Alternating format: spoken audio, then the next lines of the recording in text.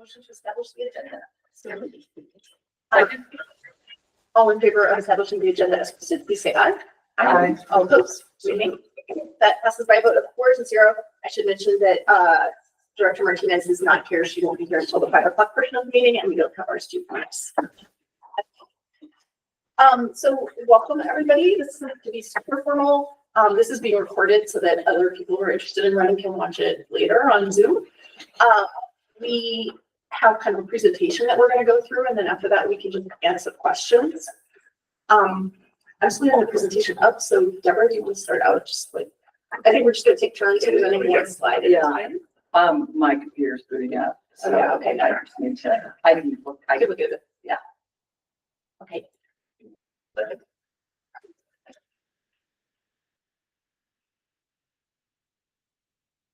Would you like Dan to start? Yeah. Let's get this one. What would you like me to do? Please, Dan, do you want to just present the first slide? Why don't the board? We're just kind of going around, but nobody else has anything running. Oh, there it is. Oh, no, Dan's it now. Okay. Yeah. Why to run for the board? I mean, I think it's to influence the direction of the school district at a policy level. The school district has approximately 4,000 students. Is arguably the most important institution in our community, and so I think it's an extremely important job. Yeah, and then it has like the various bullet points of what that entails. Thanks. Should we want to do this? We'll just go around. Okay. You will also be able to advocate for the community, representative voices of parents, teachers, and students to ensure their concerns and needs are addressed. Monitor educational quality, helping to set academic priorities and make sure our schools have what they need to provide the best possible education for our students. Ensure accountability, holding the district accountable for meeting educational goals and state standards. Okay. Requirements to run are you must be a Mercer Island resident. You must be registered to vote in Washington State. Unlike in some larger districts, we're not elected by zone of the island. We're all at large, meaning we all represent the whole island. Yeah, you, your spouse, and any dependents cannot be hired by the district. If they are already working for the district before you're elected, it's fine. They can continue, but they can't be hired after that. And finally, you have to file financial disclosure statements with the PDC, the Washington State Public Disclosure Commission. And the way this goes is that you have to file, this will be covered on the next slide too, I think, but you have to file your PDC disclosure forms, which are basically forms disclosing like ownership of businesses, that sort of thing, or ownership of a certain amount of stock or more, so that it's clear to the public whether you have a conflict of interest when you're voting on something on the board. And you have to announce it you have to file it within 2 weeks of declaring your candidacy or establishing your campaign, I think. I'm not sure what to say. And it's on the next slide. Go ahead. Oh, I was say it's on the next slide. Oh, yeah, okay. Yeah. No, that's it. Although I believe when it comes to raising funds, the candidacy starts whenever one accepts donations. So the PDC filing could be before one declares as a candidate, if you're accepting funds of that. That's right. So it's like when you one should, this is not legal advice, like the disclaimer. Once you accept money, or once you publicly declare that you're a candidate, even on social media, that counts as a public declaration. Whichever comes first. Okay. Election timeline. The filing week is May 5th through 9th. Starts like 9 a.m. on the 5th and ends at 4:30 on the 9th. You must, as has been said, file PDC disclosure forms within 2 weeks of declaring candidacy. It is very intrusive financially. You're putting your financial info out to everybody, what businesses you own. I know it's intrusive. It's what all elected officials do, and then people go and look. The purpose of it is conflict of interest, like I said. But yes, so that's it. It is intrusive. There's no question. Primary election happens in August. If there's more than 2 candidates per position, you file for a particular position number. They don't mean anything other than they're different numbers. And then general election is November 4th. New board members take office right after certification of election results, which is usually a couple weeks after the election, and it's typically the first December meeting, whether that's the first or second week in December. And it's a 4-year term, and there are no term limits in terms of how many one person can serve. One sort of footnote to add to that, I believe on the Monday following, you have until to withdraw one's candidacy if you do submit for to be a candidate. But then after that Monday, whatever that is, I guess the 12th, then you're on the ballot if you don't decide to withdraw. So. You're next. Attributes of the board, there's 5 people, there's 5 directors, there's 2 student representatives. The positions are president, vice president, and 2 legislative representatives. And we have a policy governance model in place. What is policy governance? Policy governance allows the board to focus on the larger issues, clearly delegate authority with clean boundaries, evaluate superintendent's performance without micromanaging, and evaluate the entire system on what is accomplished. Policy governance tools that we use are things like the board setting our values, vision, and mission for the district, and setting, creating like the fundamentals, which we now have 5. I think when I joined the board, they're like 7 or 4? 7, yeah.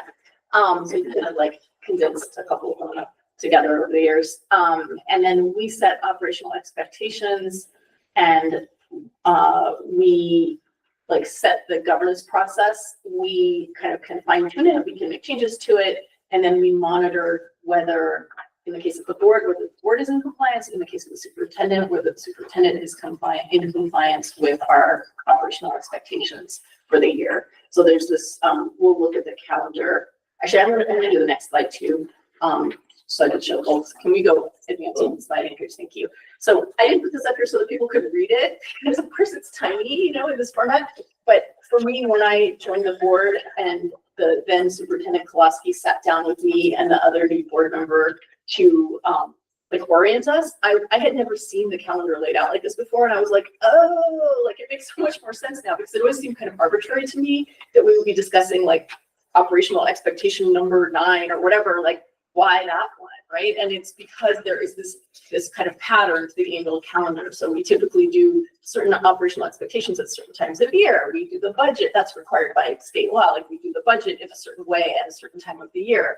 We do, you know, end of year stuff at a certain time of year. And so it makes sense, but it's also really helpful to just understand how this calendar works, because a lot of what gets reported to the board is based on this calendar. So, you know, like when are we going to hear about high cap things? Well, that are coming up, right? You know, and that means that if there's something that you're interested in as a board member, you want to bring it to the board and see if the board is interested in talking about it or hearing about it, you kind of do it working within this kind of annual cyclical calendar system. Okay. Few rules of the road. Board speaks with one voice.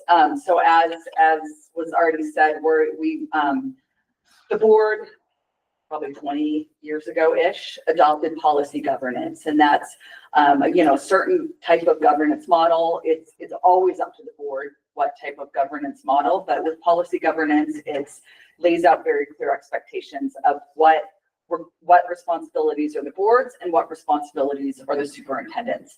And basically it's splitting it between policy and operations. And so board members, when we say speak with one voice, individual board directors have no individual power. Once decisions are made by a majority of the boards, with at least 3 of the 5, then it's important as part of, and this is under policy governance, to speak with one voice so that you can move forward and the superintendent has direction in terms of what matters need to be accomplished and focused on. The board only has one employee, the superintendent. So one of the main responsibilities is hire and overseeing or supervising, monitoring the superintendent. And with policy governance, that's very dictated in how that monitoring goes. It's part of the superintendent contract of assessing our employee. We have, the board has zero, while there might be influence, there's zero responsibility or role in terms of hiring who else is employed within the district. You often hear the joke when we're introduced, it's our boss. It's not. We have zero say anything over employees within the district. The board, like I just said, in terms of policy versus operations, the board focuses, at the 10,000 foot level, the what is happening within the district, but not how it's getting implemented. So that's where we really see the line between policy and operations.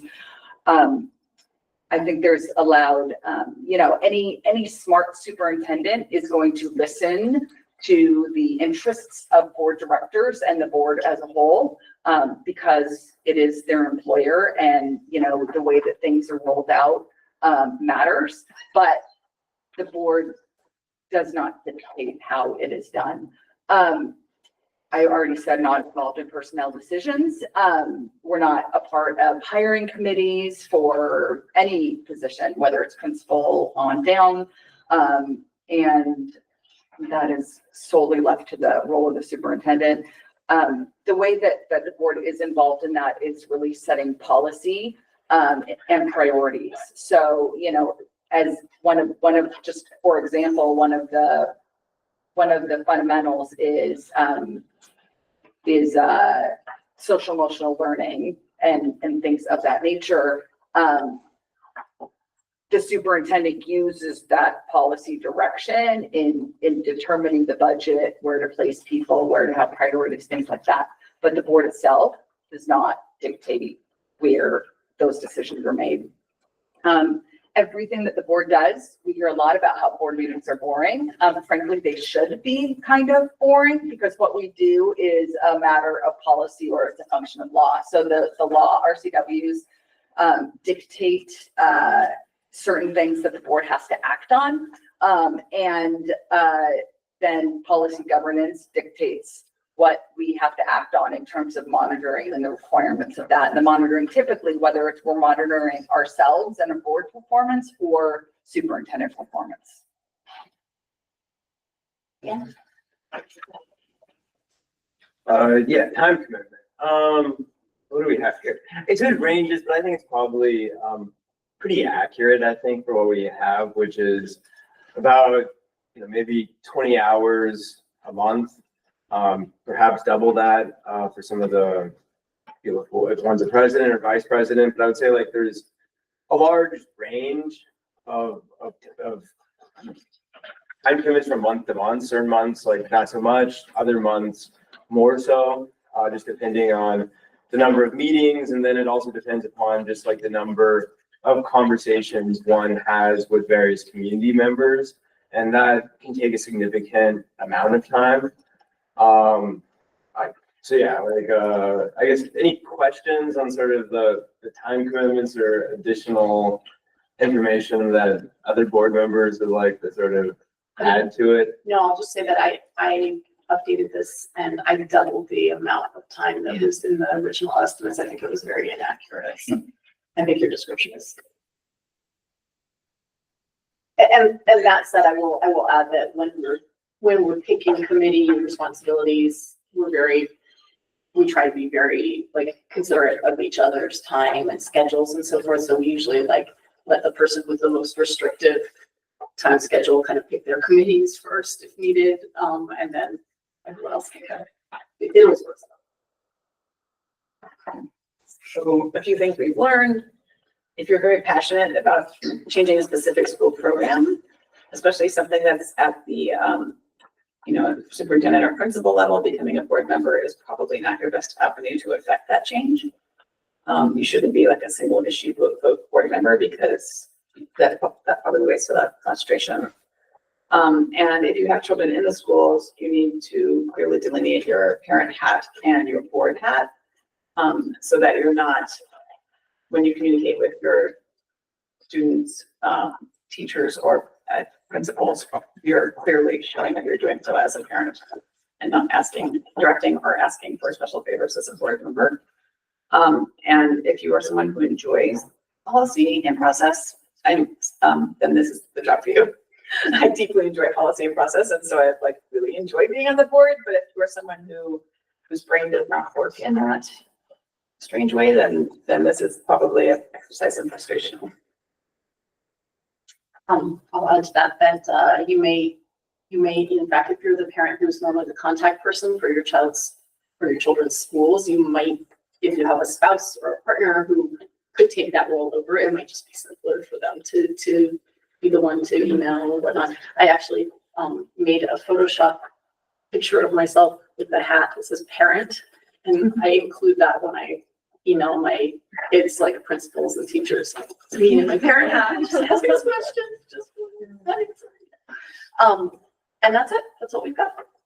So we have 40 minutes for questions and conversation. I can't imagine you guys have that many questions, but Fred, is there anything you'd like to add? No, I think, from my perspective, it's a team, and I'm part of the governance team, but I'm not part of the board. By title or by law, I'm the secretary to the board. And so I try to work really hard to make sure they have all the information that they need to make decisions. There are areas that are outlined in policy where I weigh in and provide information. And there are times that they'll turn to me, and there are times that they talk, but it's really trying to strive to have the best governance team, because everyone's watching, not always watching, coming back to watch, but it sets the tone for others, and it's a really rewarding opportunity. It is public facing, and there are different things that come with that.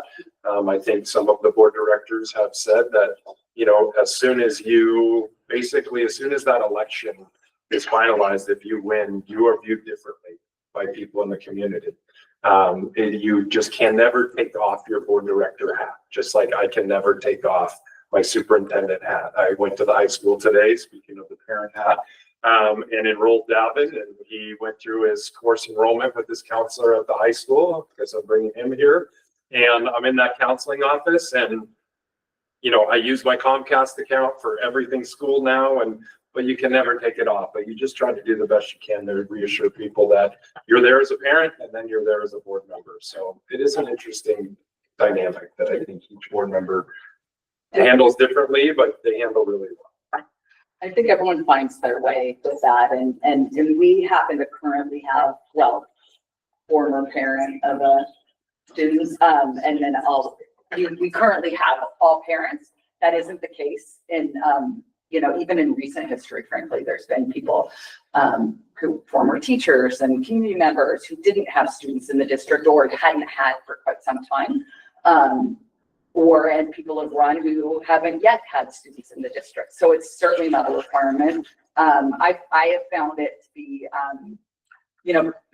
I found it to be, frankly, a blessing that it never was intrusive. But as Fred said, it is, you want to make it very clear. And there's times you get approached because people think that there is. What I say is I have very easy access to people who listen, and not that I get my way, but that I have relationships with people, with decision makers. And so I have access to ears that hear concerns. I try and use that in terms of overall concerns that I hear from, good things, bad things, from everybody. Because we are the, one of the major roles on the board is to be the community voice and bringing concerns of the community to the district. I think the other thing I just wanted to add in is that, most people who run for board are involved in things in the community, in the schools, whatever it might be. And it's important to understand the schools and the district and the community. I think to be an effective board director, but people bring all sorts of different experiences. And I think it's coming together and hearing the different perspectives and different experiences, is what I think makes really strong boards to be able to make decisions that are best for kids. But what was the point I wanted to make? That doers sometimes struggle. I mean, I used to be in a role, and I still do to a little degree of, and I think we all have, where we, are active in, whether it's PTA or booster clubs or other things on behalf that our kids are participate in. As a board director, it's really tough to continue that level of participation because you are seen different. There's ways you can find to still participate, but it is challenging to find that. It's a new balance. It's a new balance. It's a new role, and being, and recognizing that is really important. But everyone finds their way and figures it out. Yeah, let's see, I would say first and foremost, the great thing about being on the board is having a front row seat to the accomplishments of the students and hearing, the accolades and the honors and all the exciting things that the students in our districts do. With that, I think comes a burden, which is, are we providing all the opportunities that we can to allow students to succeed with the resources that we have? And I think there's somewhat of a tension between working as a team and sort of what's sometimes referred to as speaking as one voice, although I would push back against that, and representing the community and recognizing that each person is an elected official that has views, hopefully is running for school board because they believe they have a vision and they think that they have some vision of what can be accomplished that isn't already, and what can be improved upon. And I would encourage everyone or anyone who is running for board to think about that. I mean, what is the change that they're looking to affect? And, and balancing between working as a group and also recognizing that as elected representatives, each person on here may not have the power to direct, but does have the power to question, to state their views, and to articulate, the views that they hear in the community, and not to lose sight of that. Do you guys have questions? On the subject of time commitment, you covered the formal time commitment. To what extent are you informally meeting with community members? How much time does that take up? How do you allocate time to those informal responsibilities? That you have a lot of control over. I find like one of our, Christina Martinez, who's not here, so we can talk about her. She is extremely generous with her time and meeting with community members, and will have coffee with you at the drop of a hat. And she has a sort of wide network of people who are very involved in things that come up in front of the schools and want to talk about just things that interest them or that they're passionate about. So she spends a lot of time on those individual coffees, whatever.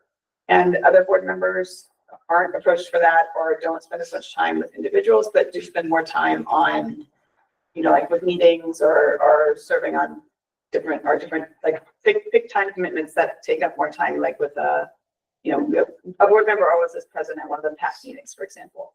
So but at the middle school or before elementary school, sort of high school. So you have those, sometimes those are once a month, but sometimes those are once a quarter. So you have to sort of factor that in. Or, serve on the PTA or PTSA's advisory committee or the advocacy committee. Or so, it depends on what other roles you take on as a board member. So you do have some control over that when you pick which roles you want to have. And you have, and other times you don't. I mean, as Dan said, it's very cyclical. It's the time of year where it might be a lot of, if you're the legislative representative, as Christina and I are right now, it takes up a lot of time because we're in the middle of session. And Christina I think it's a full-time job for her tracking these bills and advocating, but other times of the year, there's not much between meetings. And to interrupt, I just was going to add on to what you're saying, that those PAC meetings and the other committee meetings can always be attended by Zoom if you need to. So that's a bit of a time saving option, The other thing I was going to say is that it's very seldom like the meetings with community members. I mean, people are flexible. They understand that you're busy. Like we had a high school student reach out who was interested in a particular topic. And so he and I emailed back and forth a couple times, and I'm going to meet him for coffee the Sunday after this. I was just like, I'm really busy this week and have some stuff really next week. And so we're meeting, like 2 weeks from when he emailed, right? I would say that in general, there's very little, you often have responsibilities for school board, but there's usually a fair amount of flexibility in how to fit them into your day. It's very seldom like you have to drop everything and do this, read this policy right now, this minute, that's a little more true for the president, that you have some responsibilities. You might need to make a phone call or have a meeting or something like by the end of a business day. But in general, there's a fair, people are understanding that we're all volunteers and other things going on as well. So. And I will further say that for the general meeting prep or things that we can do, like, there'll be, if you look at the meeting agenda and how there's so much pre-reading to do or some things that don't make that be true, then Michelle and Fred are very good at getting that to us with enough time that you can work it into your own schedule. It's not like, it's noon of the day of a meeting and you have 5 hours of reading to just do nonstop. It's that you'll get it 3 or 4 days ahead of time, or sometimes even more, and be able to really, when you have a spare hour, read the documents, but not have to feel that you're cramming it into your other times. And there's a few other things that we do. I mean, WASDA, which is the Washington State School Board School Directors Association, the statewide organization where all the schools, whichever schools choose to participate, but it's the organization, a statewide umbrella organization created by statute. We typically go to there's an annual conference every year, floats back and forth between east and west side of the state. That's the weekend before Thanksgiving. The weekend before Thanksgiving every year. And then also the legislative conference, which is usually it changed a little bit, but usually in January or February, right before the session starts. And there's other events like that. There's regional meetings and things. It's really truly what you can give, what you want to give, and what you find meaning in doing. And so there's lots of opportunities to print and make it a full-time job if you ever want to. I work full-time. I have throughout my board work. Other people have other commitments. And like what Maggie Ty said, it's usually deferred to the kind of not busiest schedules, but the most structured schedules and plan meetings around that. If you have an hourly job or something that you have, Monday through Friday, 9 to 3, which is school hours, I imagine it could be really challenging. When I first was on the board, I had a much more intense job, a much less flexible job. I would take days off. And, knowing that there's like a site visit where we do that. So that's another thing too, the site visits. There are 3 site visits per year, visiting different schools and seeing what's happening. I think the more board directors are able to participate in communities and school-wide events, the better. It's hard to make decisions about what's happening at the schools without seeing what's happening in the schools. So, the more that you can do, I think the more effective you are, but you find kind of what works for you and what you find meaning in. We all kind of, have different interests, whether it's from our kids or not. I certainly have a lot more free time this year, so I've gone to many other things this year just because I don't have a kid to take to things here. And so, you do what you can. And I don't think anyone's ever looked down upon, because we pick and choose and find meaning in the different things that we do. I just wanted to add that one of that for those of you who are super involved already in school stuff or, orchestra or whatever, that you may actually find that being on the board is actually like a step down in terms of your hourly commitment per week, because among other things, everything is planned out at the beginning of the year. Like we'll have executive sessions, we'll have exempt sessions that get scheduled, like kind of spur of the moment, but But for the most part, the structure is like there for the entire year, you know, the dates of, at the beginning of, in August or the beginning of September, we said, I think August, we set the schedule, we set the calendar for the entire year, which is your chance to be like, I can't do the meeting this night because there's a concert or whatever. If there really is a concert. It's really nice compared to the many other volunteer roles that I've had in this community. It's actually really nice to just be able to like plan around that. And you can plan your family's vacations around that. I traveled for 8 months the year before last, and I attended every single board meeting, mostly in person. I think I attended a couple by Zoom, but like, because I was able to plan my trips, knowing the school board calendar, and I wanted to be here in person for the meetings. So, yeah. So why did each of you decide to run for the school board? So that's such a great question. I did what the slideshow said not to. I was a single issue candidate. I didn't say I was a single issue candidate, but really I was a single issue candidate. I really was worried about the environment during the first Trump administration, and I wanted to make our schools more eco-friendly. And as soon as I got on the board, I realized like, oh, that's not really what this job consists of, and that's not really how this works. And actually I had to wait quite a long time for something to come up that involved sort of, you know, environmental choices, but I was very happy when it did, you know? And I could have done more. I could have like more actively kind of pushed on that point. Like Dan's been a great advocate for mass timber in our middle school projected project. But that's why I was like, that was like my one issue that I cared about. And I was kind of like, this community cares about the environment. Like, why don't our schools look like it? You know, why isn't everything covered with solar? Well, you know what? It turns out there's really good reasons why we don't have more solar on our roof, which I'm happy to explain offline another time. I hadn't done enough research to know the answers to those questions, but I just kind of had this like, and I was just kind of like, if people are making decisions about this kind of thing, I would like a seat at the table. So that's how I ended up here. I was extremely active school volunteer.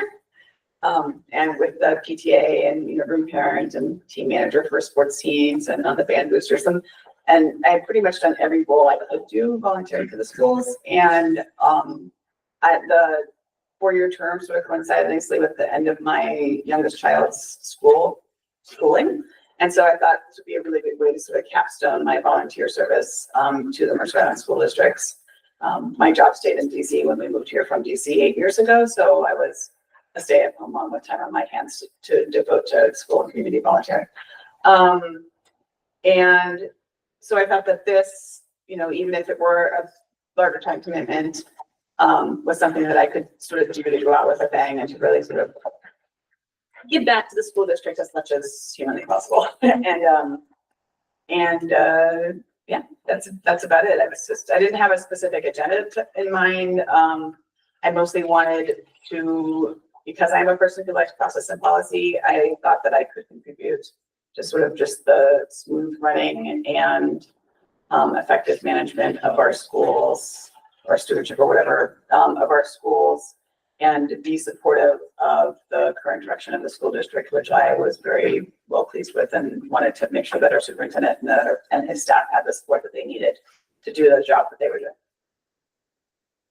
Yeah, for me, it was during COVID, spending time on the island and, you know, recognizing what a unique community it is. And I could, you know, give a number of statistics to sort of allow, you know, to illustrate, you know, why it's unique, and including, you know, the school profile itself.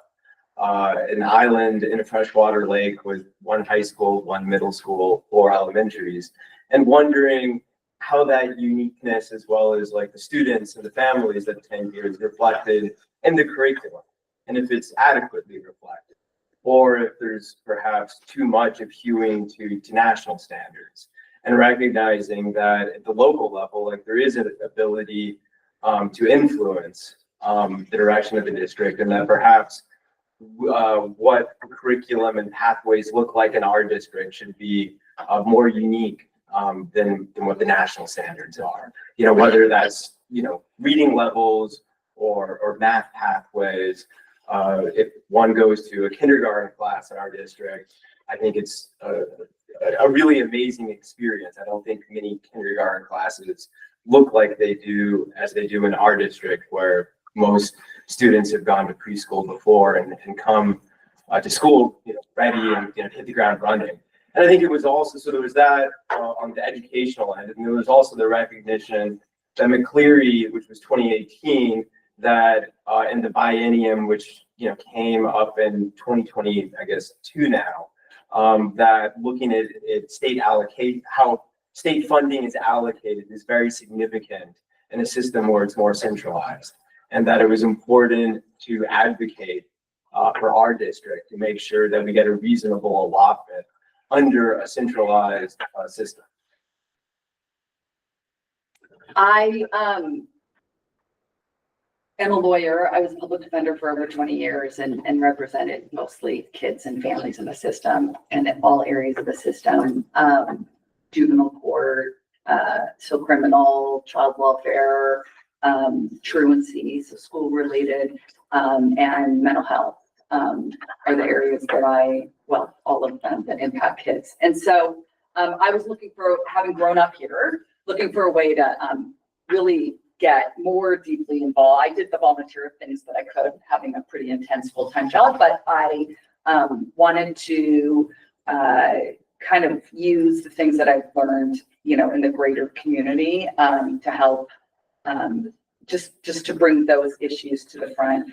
There's often a misconception that we don't need to worry about our kids on Mercer Island as much because they have, intact families and don't have to worry about food on the table and things like that. And that's just frankly not the case. And it's also just because there aren't, most kids have a home to go home to doesn't mean that there aren't other pressures and things that they're concerned about. And so one thing in doing the work that I did, I participated with representing my clients at IEP meetings and other things in the community, and really saw the impact that their teachers and schools had on them and the supports that they were able to provide, and felt like that was a place that I could bring just the insights that I've seen, like I said, in the greater community back to the island, and looking for a way to really get involved in this community. I tried to keep my career kind of separate from here, and then once I was really entrenched in my career, found a way to kind of bridge them together. So that's why I ran and served 2 terms, and I'm really happy that I did. So it's it's not easy. It's not easy at all because, like what's been said, it's public facing and there's a lot of criticism, and it's working with our most precious commodities, our kids, and they're only in 3rd grade once. So if you have a rough year, it's a rough year and you don't get a do-over. And so it's a lot of pressure. But I think what's great is, having the different perspectives and really just kind of really strong values and wanting to support kids where they are, and letting our educators be the educational experts, and then being able to supplement that with the board being the community experts. And then, working together and collaborating to provide the best opportunities for our kids. Other questions? Yeah, I think it's awesome that you guys have student representation on the board, and I know they're not here to answer, but I wonder if you could talk a little bit about their role and to what degree they have a say in certain issues, or is their role just to report back to the student body? So their role is, their vote is advisory, so they do get to vote on everything except with a couple of exceptions. They can always choose to abstain if they feel like it's an issue they don't know much about or that they're not comfortable making. They don't come to our executive sessions or our exempt sessions. But other than that, they're really full members of the board in the sense that they review materials, they listen, they participate. We've definitely had discussions where the board members were all kind of talking about a particular issue, cell phones or something, but just talking all amongst ourselves, and then we kind of remember, oh yeah, we have students here, why don't we ask them? And we asked them, and they had a completely different perspective that changed my mind on the topic. It's happened at least a couple of times for me. So it's great to have them here. And then they do these amazing reports, which you've probably seen if you watch board meetings online, but they really work hard. They get out there and they talk to kids from every school and every program, and they pull together photos. And that's actually one of our best ways of, in between our school visits, it's one of our best ways of being involved in. And you would only know this if you've gone to some of those WASDA conferences that Deborah was talking about, but our student board members have really been pioneers. Like that, we had our first student board member, I think the year before I was elected, so 2018-19 school year. Is that correct? Like Megan and Paul. It was, 2018, Caroline Atkinson was. Okay, so one before that. that. And before, and Carolina, yeah. Okay, so, but like our student board reps were some of the early wave and have been really influential. Like we went to a conference a couple of years ago where one of our student board reps was like a rock star. Like people kept coming up and going, "Oh, you have that amazing student board rep," you know. So they really bring like some new like energy and enthusiasm and ideas to us, and they haven't like gone as far as proposing, you know, policies, and like they've been amazing on the legislative front, you know, kind of helping to organize like lobbying efforts and stuff. Everyone who works with them more closely than me. So. I started on the board in 2017, and then I think Superintendent Klosky brought the student rep here, and you know, I know that when she first started, was like, where are the students? And so that's been, you know, I've been privileged to kind of watch the student voice grow over, you know, through the years I've been on the board, and just to reiterate, you know, when they came on, it was, they kind of show up. We didn't have, you know, they didn't have role models to learn from, so they were creating it themselves, but they would kind of show up, do the reports, and then scurry out. And we also started board meetings later, so they went later, and so we wanted them to be students first. But each group has really kind of made it their own. They've made it their own in terms of involvement and the things that they focus on, and it's been really fun to see. I mean, how can we make decisions about students without hearing from them? And so what's been so phenomenal then is they then communicate and there's also the student advisory, superintendent student advisory that the students help run with Fred, and they you know, really teaching students to be advocates. And so students go to them and they're like, great, bring, you know, come to public input and bring your voice to the board. And that didn't happen, at least in my early years on the board. That didn't happen at all. I don't know if it ever happened before that, but he's got a longer history than I do in terms of board meetings, but it's really great. I mean, we're finding, and when I started, we didn't recognize students.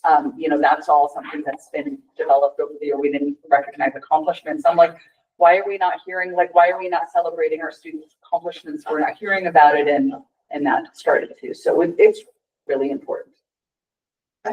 yeah, I think, you know, it has been a progression of how they have shown up at the board table. Their voices are certainly much more active than in the past, but they're also active in the community. They've hosted forums at the high school. I've invited, and board members have come up.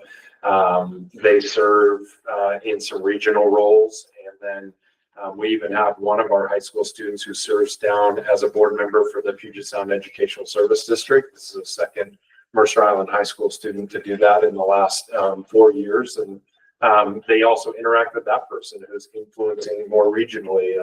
And so, yeah, it's. Well, Ava's on a student, is it a national student board now or statewide? She's on a statewide board. Statewide board. Yeah. So, and working with other student board reps. So, you know, to the credit of, you know, it's been this board then that said, well, let's give them an advisory vote or the board before and then enacted. And, you know, I think the adults in this room have really leaned on them and given them a voice. So, great. How long is their term? 1 year. 2 years. Junior and then senior. Oh, And then okay. becomes a senior. Yeah. So the board serves terms from December for 4 years till December. Their term goes September, and then they're through the first year, and then when they graduate, then they that's the end of their term. What's your longest board meeting? Why are they so long? In the history, Like, When we focus on policy and monitoring, they're much faster than when we dive into operations and learning about things. So it's, you know, I mean, I think the longest we've sat through is like 5 hours. We created a policy so that it can't be longer we've moved them so they're earlier, mostly, and most for the benefit of all of us, that, you know, staff gets really long days. When I first started on board, our meetings were at 7. And so, you know, we not regularly, I mean, but meetings were also shorter then. We did less operational. When we hit COVID, there started being a trend of getting a lot more reporting about what's happening in the school's operations because it was COVID. And then, you know, we, since then, coming out of it, kind of tried to pull back on that because it's not a great use of board meeting time. It's important work. And we like to hear the reports and all that, but in terms of the in-depth details about operations. So, I mean, I would say anywhere from, what's our record? We had one that we were done at like 6:30, right? Start at 5. Yeah. So an hour and a half until which is weird, but when I first started, they really were much more closer to 2 hours, like on a regular basis. I would say 2 to 3, right? 3. About 2.5 to 3. Yeah, I mean, it depends. When we have monitoring reports on fundamentals where we have our principals coming and reporting, those tend to be longer. We've had one with my year on the board where we went to like 10. It was a full hour over. It was brutal, but it was also the exception to the rule. I mean, we've also had ones where we've been home, you know, tucked into our beds by 7:30. So Yeah, we can move things if a meeting is running really long, or if there's like an unexpected amount of questions about something, like we're not obligated, just because something's on the agenda, we're not obligated to do it or discuss it. We can't do or discuss anything that hasn't been noticed to the public in advance, so we couldn't like randomly just like put a new topic on halfway through the meeting, so that would be illegal. But sometimes we're like, we're not gonna get through all of this, we're gonna move XYZ to the next meeting, right? I think it's, you know, there's really 3 different types of meetings too. There's the regular meeting, there's the special meeting, and sometimes those are study sessions during the day. And we try not to go longer than around 9 to 2 is what we've tended to do it for the longer side. Where they can get long though is when you have a special meeting because you need to then meet in executive session. So you have the board meeting and then go into executive session to talk about either legal matters or personnel matters. And, you know, those are the ones that the public don't always see, but that they can go, you know, it makes the meeting go longer because then you have to come back and reconvene. But, you know, I think there's been mindfulness to try to keep them, you know, less if we can, especially the evening ones. But, you know, I think that's why we started tonight at 4. Is so that it's not on the back end, and then the board, we have one coming up that's an evening one though, that's a standalone, so it's not a full night. So, you know, I think you've all been really mindful of that, and as you can see, Director Martinez had a different commitment tonight that was from the beginning of the year, and she'll be here at 5, but not able to make this part, and they made accommodation for one another. I mean, and one thing that does add more time is public input, which we used to get almost no one at our meetings. I mean, very rarely did we have any public input. You know, and then it's cyclical. When there's something big coming up, we hear from a lot more people. I say bring it on. I mean, I want to hear from more people. I've always wanted to hear from more people, so that doesn't bother me. But it definitely adds time onto the morning. So. Can you speak, I'm sure that there are some things that are bright lines where, oh, this is clearly policy, this is clearly operations, but I would have to imagine there's some things that fall into an amorphous gray area. Can you speak to how you deal with that? I don't have any specific examples, but I'm just sure that there's some things. I'm trying to think of a good one. Yeah, I mean, that's a large question, right? It's an eye of the beholder ultimately, for a lot of them. I mean, SATs, like there's a discussion on the board. I think standardized testing is a policy issue. I think it's unquestionably a policy issue. Like what day that would be administered, operations. Like there's others on the board that don't share that view. I think we can have a discussion about it. But yeah, it's a great question. I think that there is a false sense of bright lines by sort of saying policy and operations. But like what that means and in practice, can be much more ambiguous. Yeah, I agree with that. I don't agree, I mean, clearly, because SATs is operational.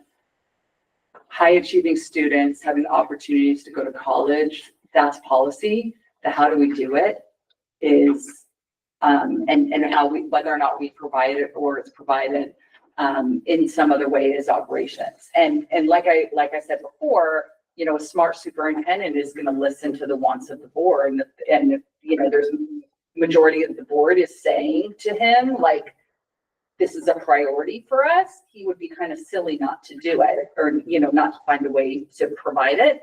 But that's not policy. That policy is, policy at a 10,000 foot level is the fact that we want to make sure that there's opportunities for our students to further their education, find their postgraduate plans, and making sure that there's resources available to them to do that. The how-to is squarely operational, and there might be different ideas on how to do it. And yeah, so I mean, I think that's a perfect example. That's why policy governance was adopted by the board 3 superintendents ago, because of that mix between operations and policy. We couldn't keep a superintendent. We were seeing a revolving door because the board was trying to tell the superintendent how to do their job and not what those priorities should be.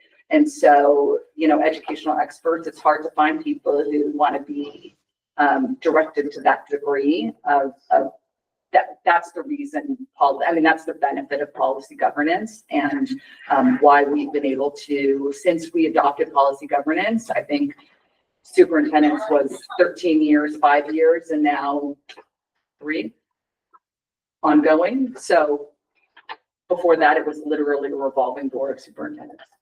Fine, go ahead. No, go ahead. Oh, I was just gonna say, I actually agree with everything that Deborah just said too, but I do think that there are some things that fall in a gray area, especially when they could be construed as programming.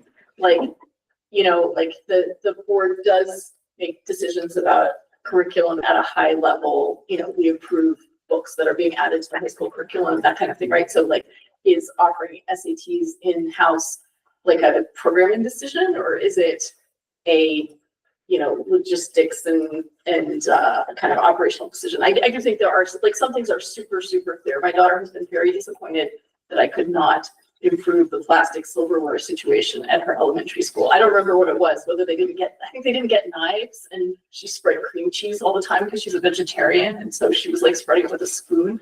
I was like, get back on the student council and, you know, make it happen yourself, you know? So some things are clearly, you know, operations, but like, and some things are clearly policy, but I do think there is like a little bit of fuzz there at the borderline, right? Yeah, I think it is, you know, it can be challenging at times. If I think about an example that's happening down in potential with Olympia and coming up with seat time for lunch, you know, the board might say, well, it's a 20-minute seat time that the legislature and the board might say, well, we think it's really important that our students have a 50-minute seat time, let's say. The board could pass that as a directive to me, and 3 people could say, yes, that is our new policy, we want that to be.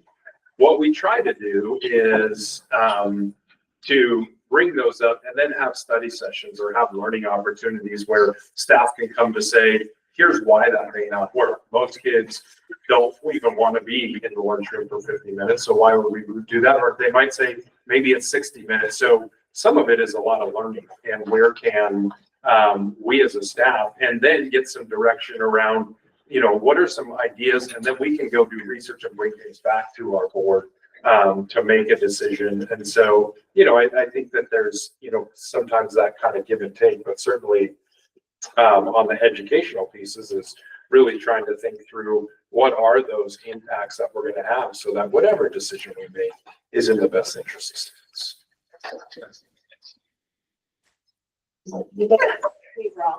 We did go through 40 minutes of questions and answers. We've got like 2 more minutes left. Does anybody have one quick last final question? Okay, if not, we will take a break for a few minutes because we're going to start our regular meeting at 5. Thank you all for coming. Thank you. Thank you. Thank you.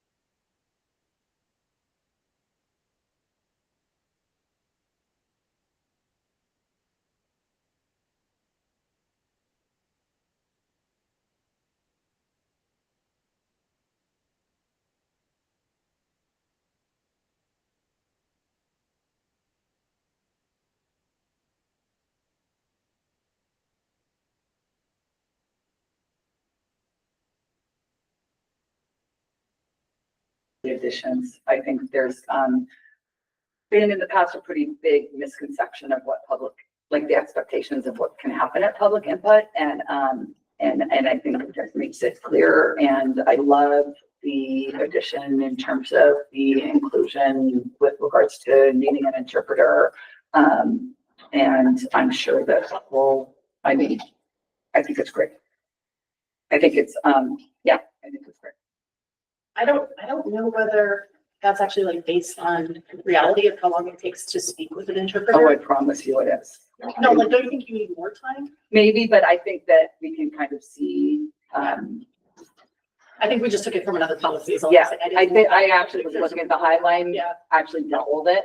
They went from 2 minutes to 4 minutes. Yeah. I mean, they allowed 2 minutes and then with interpreters 4 minutes. I think that that's something that can be, you know, one thing that I learned during my time is I used to not cut people off. And then I was told that that's not fair because then you're kind of choosing who to cut off and who not to cut off. And so, I tended not to cut anyone off, but then it got a little excessive. And so I learned that it was better to be just fair, equal, and, but with an interpreter, that's just an additional, I mean, it is kind of double. I just think that's what I'm thinking. I'm thinking maybe we should change it to 6 minutes for people. I mean, it's not something that happens very often. It's never happened in my experience. It has never, but that's Yeah. actually too bad. Yeah. But, yeah, no, I think, you know, maybe we could even say, additional time if using an interpreter and not name it. Sure. And that way it's whatever's necessary.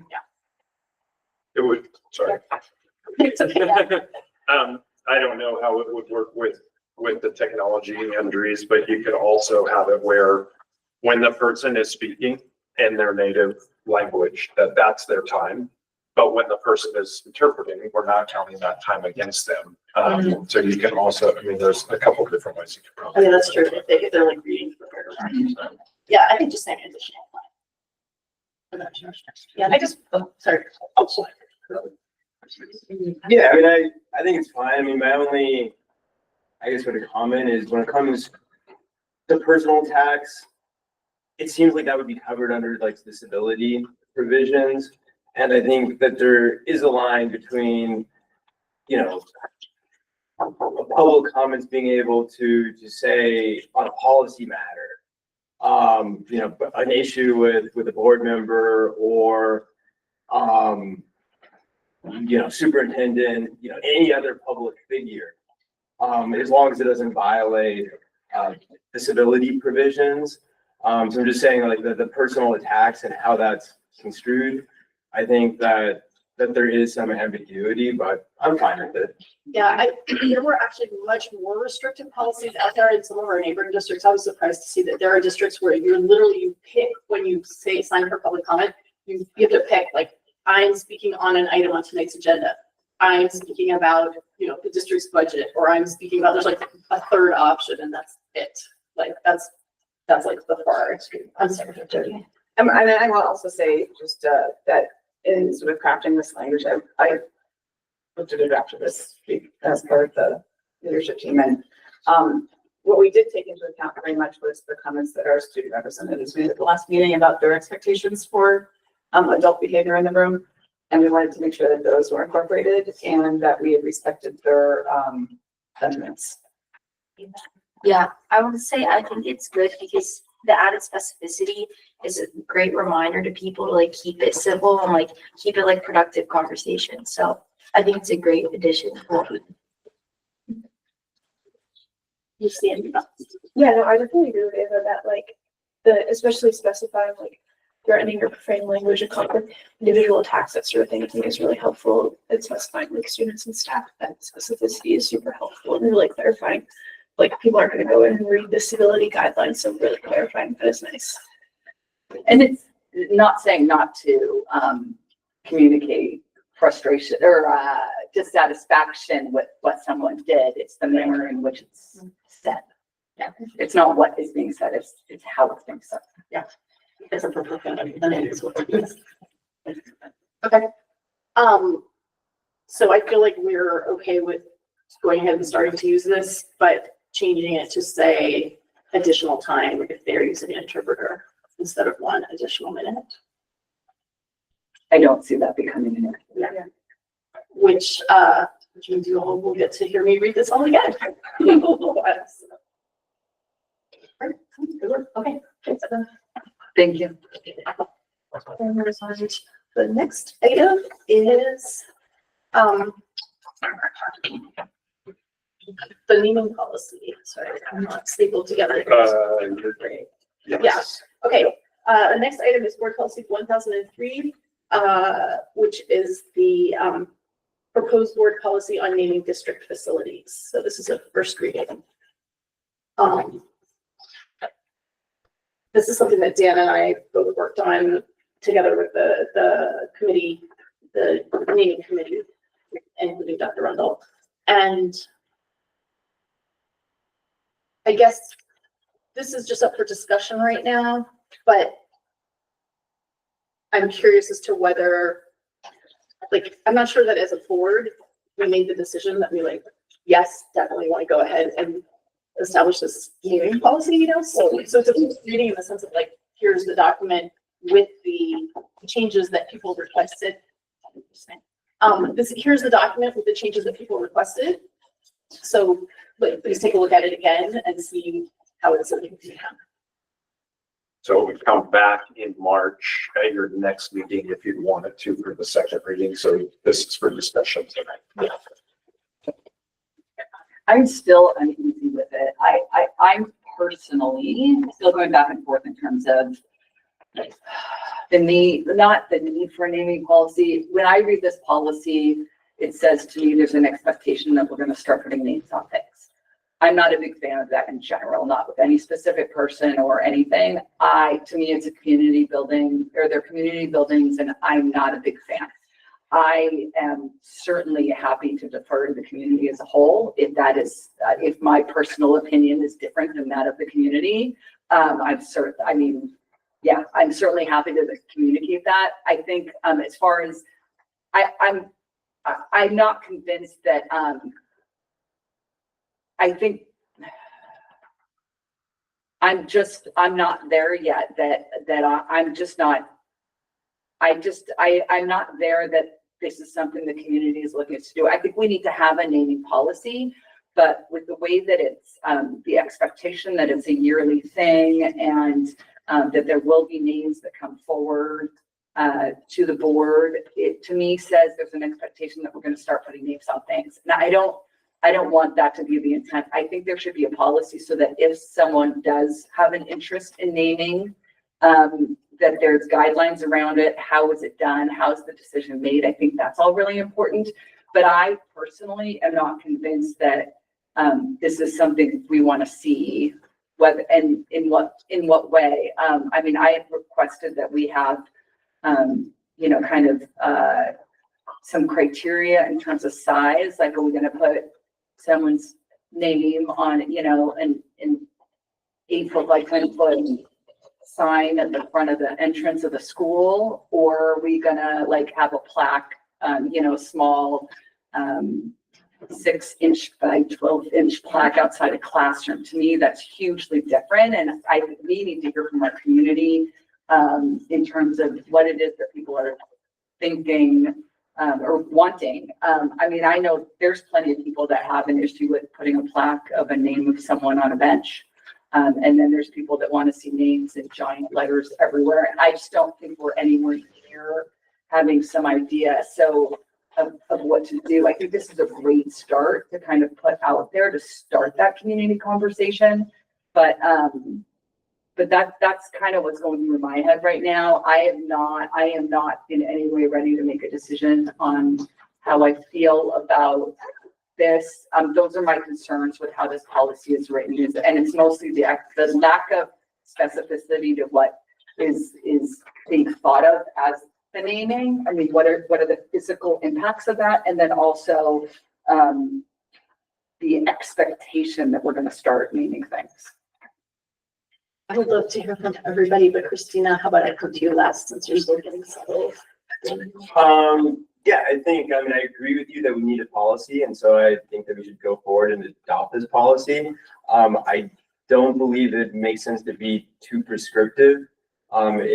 certainly includes every consideration that we've discussed, including, calling out in particular, aesthetic and functional considerations and how things are named. But I don't think that we should limit it to bricks for honoring individual legacies. And we've already taken about a year, so we're by no means have done this in a hurried fashion. So I think that would temper community expectations into pacing. But I do think that the community has spoken and would like to see a naming policy. We're one of only 2 of 18 districts in the area, or maybe the only one that doesn't have a policy. So I think we should sort of, get, into the middle of, the norm and adopt a policy and then take it from there. We're 1 of 2. 1 or 2, yeah. Far northeastern, something like that. That's only 40 students. That's one of 40 students. Yeah. I sort of fall between, or I encompass multitudes, because I agree with both Dan and Deborah on this. I do think that it's useful for the district to have a framework in place so that it's not just a loud voice coming in and being like, or an affluential group of people, or, a very sort of well-organized group saying like, let's name a building after this person, or let's name a sidewalk after this person, or whatever. It's good to have the policy in place to give us a framework for to think about those things and not have it be something that we have to start fresh every time it comes up. So it might be useful to be a policy. I don't like the idea of a policy sort of, I see the direction that Deborah thinks this is sailing, and I also agree that I feel like just by virtue of having a policy, then we're going to start naming things. And that's not something I'm necessarily fond of either. So I think we have a policy, but I'm worried that once we have one, once we have this hammer, everything will start to look like a nail for us, naming wise. And then my only concern, and this has nothing to do with the draft is fine, but like, I just want to make sure that as the naming policy committees or whatever, there's ample opportunity for community feedback in a structured way, and that community feedback is really taken into account, because I know that's, like someone that I might think is a wonderful person to name a building after, someone else might just completely disagree, and I don't want No buildings. not a building. Okay, the entire campus. But like if I want like a wing named after someone, or a room named after someone, and someone else might be like, well, this person actually was terrible for me, then I don't want to. I want to be sure that we get all sides of the story, and I know that it's in the policy, and I just want to make sure that it's in the naming committee structure as well. Thank you. I feel like I could see 2 ways we could go. One is we adopt this policy as is. I would not see adding kind of size limitations onto it because of the very many different possibilities that we talked about in the last meeting. For example, if a company wants to donate new scoreboards, right? And they want their name like tastefully, like 6 inches high, but like stretching across the length. If we say signs cannot be bigger than, 12 inches by 6 inches, then, we're gonna have to make so many exceptions that there's no rule at all, right? Or if somebody wants to pay to completely redo the theater at the high school, right? Like, I personally would be happy to see their name, like the so-and-so theater, right? But I just think restricting the size and the specifics isn't really going to be practical. So one route is to just take this policy, adopt it, try the system out, see, like a future board can always say, this is terrible, we're naming too many things. They could just ratchet it back. They could say, we do this once every 2 years. Maybe we start out and say, we do this once every 2 years, right? That's an option as well, to just start it off really slowly.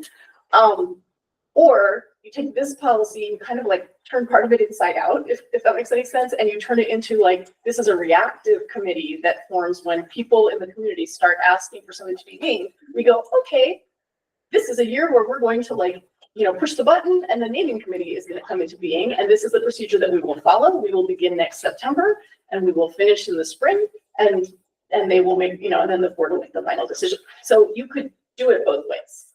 So I'm curious to hear, Christina, what you think. Can you, Repeat that? Yeah.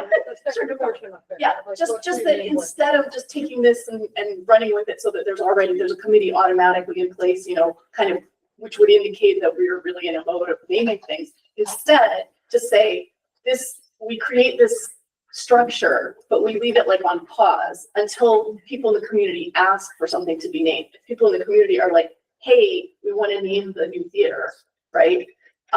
Then the board can make the decision to kind of push go on this committee plan. And then like the following year, school year, there will be a naming committee that will consider naming one or two things. But for that, you need a policy that has. For that, you need this, you could use this, that's why I'm saying turn part of the policy inside out, basically use this policy with some changes to say, when the community is asking for something, the board can vote to like put this whole thing into practice. And then that future board doesn't have to go back and reinvent the wheel and figure this all out and spend all this time all over again. They would just like go. Makes sense. I will say that I remember reading some of the policies of a district on the east side. I don't recall which one right now, but on the at the beginning it says that they specifically do not are in the business of naming. So it was very stated that way, that it is only like those circumstances that come stating that is so it can be incorporated in the policy. And I will also say that I do not like a corporation. It's very vague. I think that it's showing like, I know that it says extraordinary circumstances, but doesn't say what. And if somebody comes with a lot of money and doesn't, like you need a lot of rails there, absolutely, because it can be a lot of pending money that we need. And we want to make sure that it's with our values, and there's so many things there. So I have a lot of hesitation on that part. Absolutely. So that's the exceptions, like number 9 at the bottom where it says exceptions. I'm so sorry. Because there's already Mhm. stuff in the policy about like if there's a very large monetary gift, like certain consideration of something. On point 3, it says, I think it is on inside Roman numeric 4.3, it says the corporation, and then it's, I think it just needs a little more to ensure that we are clear that the corporation really is the right fit for the values of our district. And also like, are we like that up forever, or we are also holding it? Are we going to review it more often than this is that person saying like, if that corporation changes their values, because should we review that before or not? So I think that for me, I think that portion of it, where I will just take out the corporation, like let's just focus on naming, and if the corporation do want to donate money to the school district, they can do it in different other ways. I'm in favor of just taking that out because I also feel like that situation is covered in the previous sentence anyway. So maybe just take out the. We should take out the corporation first. Okay. Dan, did you? Oh, sorry. No, I can go at the end. I think the discussion amongst the board is really important. I just have some ideas at the end, but I think the board should. Okay, we'll see. Oh, yeah. I was gonna say, I think that like having this policy is better than not having one. And I think like the more reactive committee is like probably better. And also like, I think the added specificity of like any part of the building is helpful. And like, I think adding more guardrails is kind of hard. So I think it's best that it's like also like we should trust that the naming committee as well, like will also do its job in like ensuring that it does align. And so like, I feel like this policy isn't like supposed to like fit every single scenario, which is, it's supposed to be free flowing. So I think it's like better like this way. And I do think that like it could be reviewed like every 2 years, for example, to like slow it down. So, yeah. Yeah, I really agree on limiting it or doing like a reactive policy kind of thing. I think like if we name something, doing it less often kind of gives it more of an impact. You know, if we have like a lot of community discussion around someone and their character, I mean, that has impact to like kind of show students a character and really help our students in a way, and like kind of have that discussion in our community around someone's character and someone doing a good thing for our schools. So doing that less often, I think we'll get more impactful names that will actually like mean something for the district. That makes me feel a lot more comfortable is the reactive policy because it takes away the expectation that we are going to be doing this. I'm all for acknowledging and recognizing tremendous contributions to our school district. I think that's really important. I guess my hesitation is the manner in which that's done, and the way that we show our gratitude and recognition. It's not the recognition of people and their contributions that I'm uneasy with. And my question is, who's doing this? In terms of, our administrators and staff are working for current students and outcomes and those things. And we've all watched in the last couple of months how stretched thin people are in terms of actually focusing on work that is impacting our current students. And forget about all the benefits of recognizing people who have had impact in the past. Is the board doing this work? Is our superintendent doing this work? It's, everything that's taken on takes time and then has to take away from something else.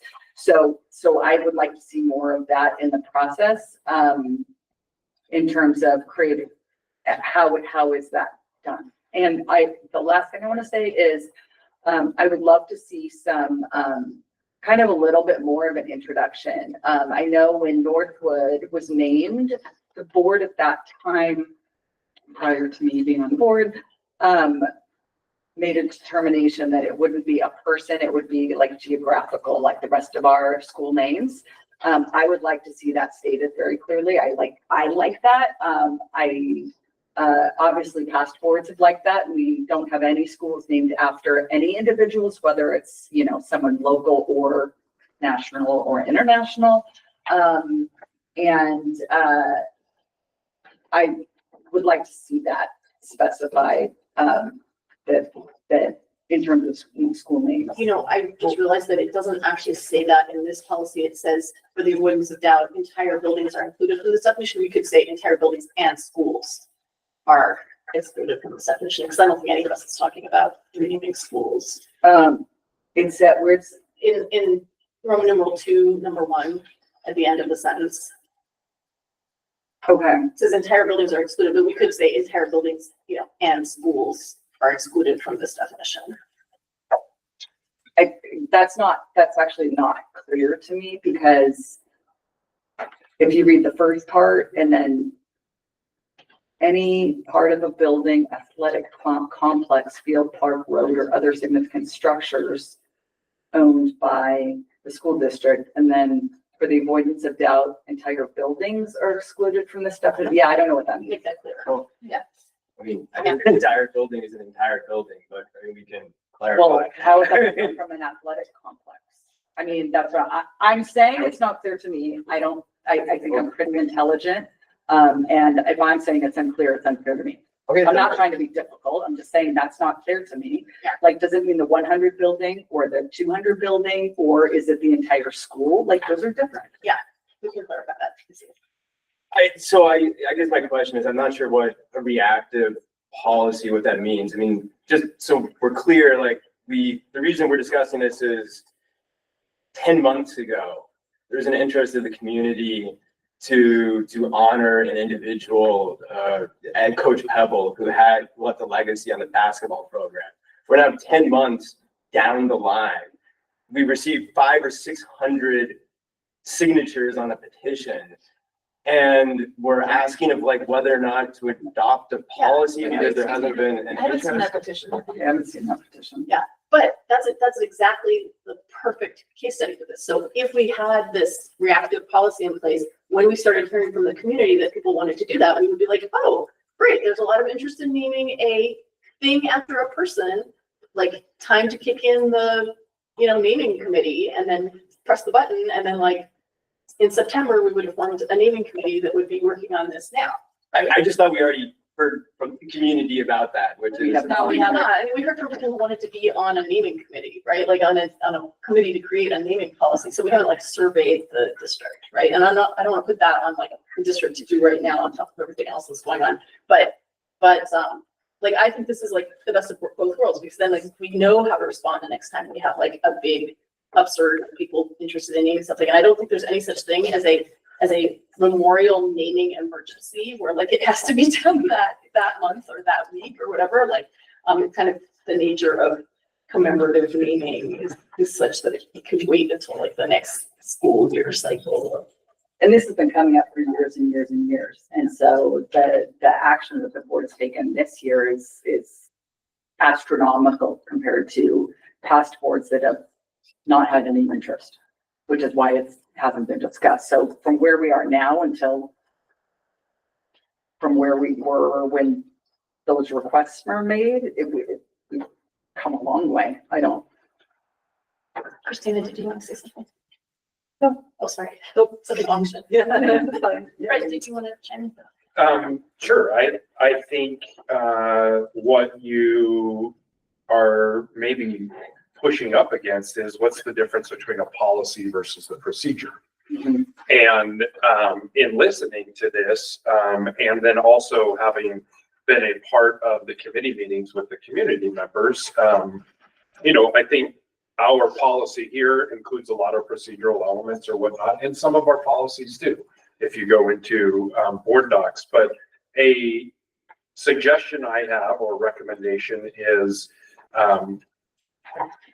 taking into account the notes I'm taking here, notes from our last meeting, and then what we have as a draft. I think I would be happy to go back and kind of write this with the policy piece, then have a procedure to bring to you as well, which I think is what you're saying about turn inside out and almost think about it's a reactive. What I'm hearing is we want something because we want to be able to respond. We don't have to make it something that we're looking for every year like we do for the Pathfinder, but that when these emerge, we have a process. We know how to do that. We know how to set up a committee, and we're not starting from ground zero.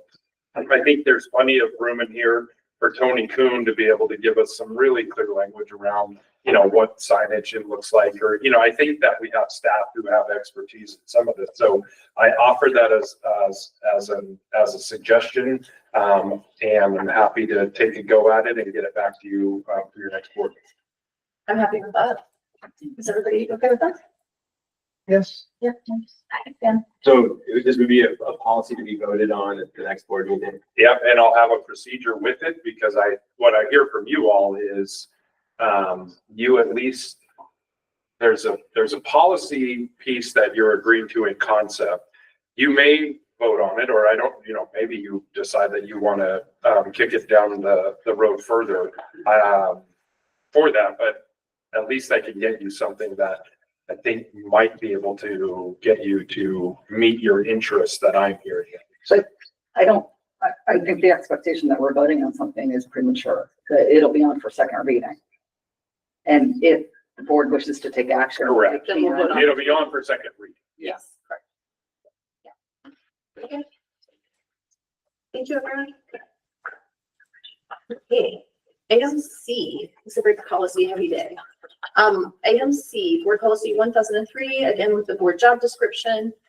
Proposed board policy on social media. This is a first reading. So, at our study session on February 24th, the consensus of the board was that they wanted to separate out kind of personal social media use, which we define as like people's personal postings about their personal life and interests and so forth on social media, from kind of official individual social media use, which is people posting in their role as board directors on social media.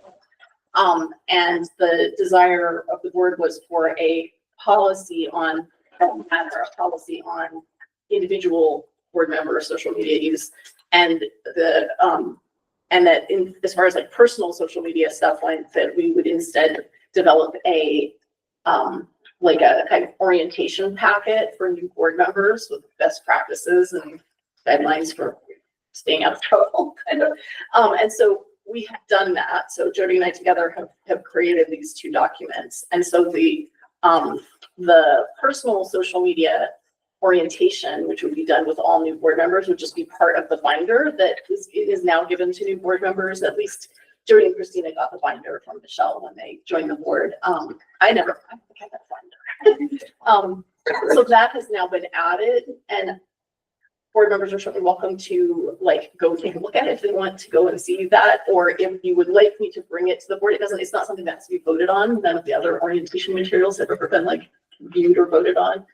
Just let me know if you'd like me as a group, if you would like me to bring that for your review as well. So this is really about people like myself who have a board member social media account and use it to, tell people about upcoming events and, post about visits to the schools and things like that. Do we want to shoot it or just discuss? Us, discuss.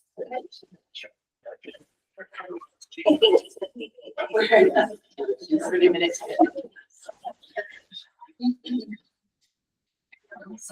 Go ahead, Dan.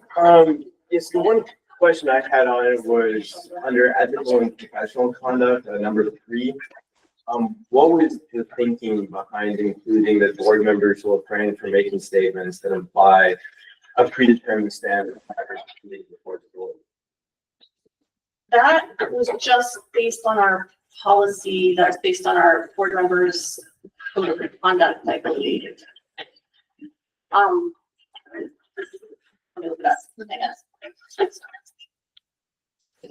I mean, because I guess my concern is that,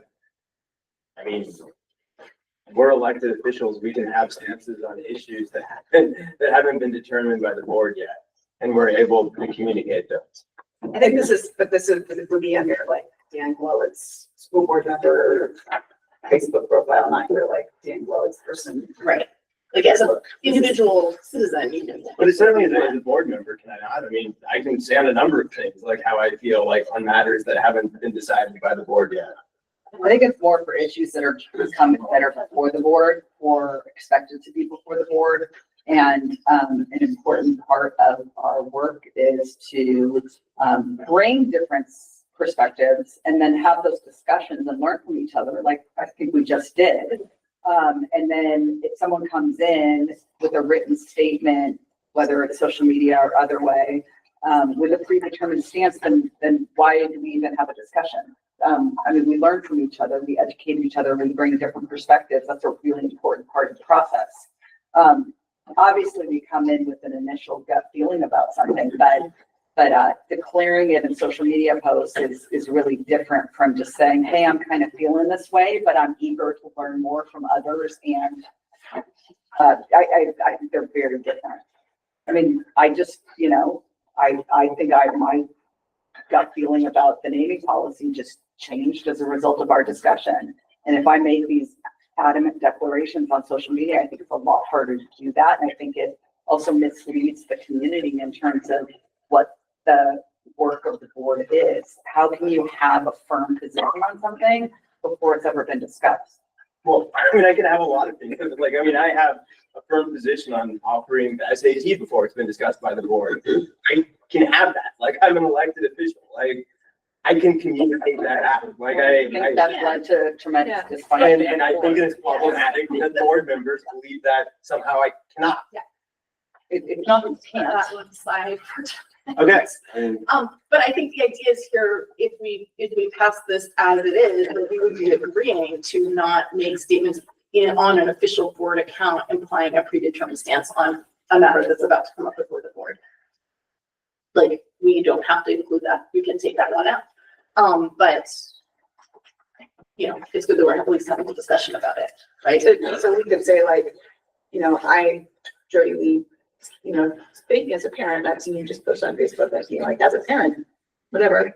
I think the district should have a naming policy so that we aren't jumping through hoops, every time it comes up.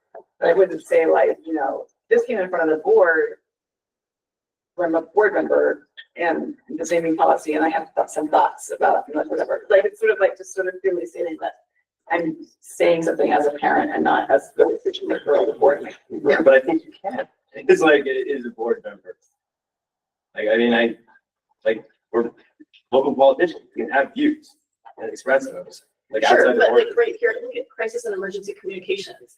In the event of just. That would be speaking crisis for or the board. emergency. Yeah, like. No, but okay, number 2, board members shall refrain from speculation or dissemination of unverified information regarding ongoing situations. That's my First Amendment right too, to say, I heard everyone's gonna be transported to, the middle school, but that's irresponsible in terms of how it affects the district and affects the board. So if we pass this, we would be agreeing to not do that. I mean, I really enjoy having a board member page, and I know there's other board members that aren't thrilled with that, like thrilled with me having one, but I'm like, can't stop me, but I'm happy to abide by policies that mesh this practice with, board code of conduct and kind of my board responsibilities. I'm happy to abide by all of these rules because I already am. This is almost kind of trying to codify like what I do already. I mean, I'm like, here's a picture of this awesome kid art, and here's what's coming up in front of the board next week, right? Like I'm not fomenting,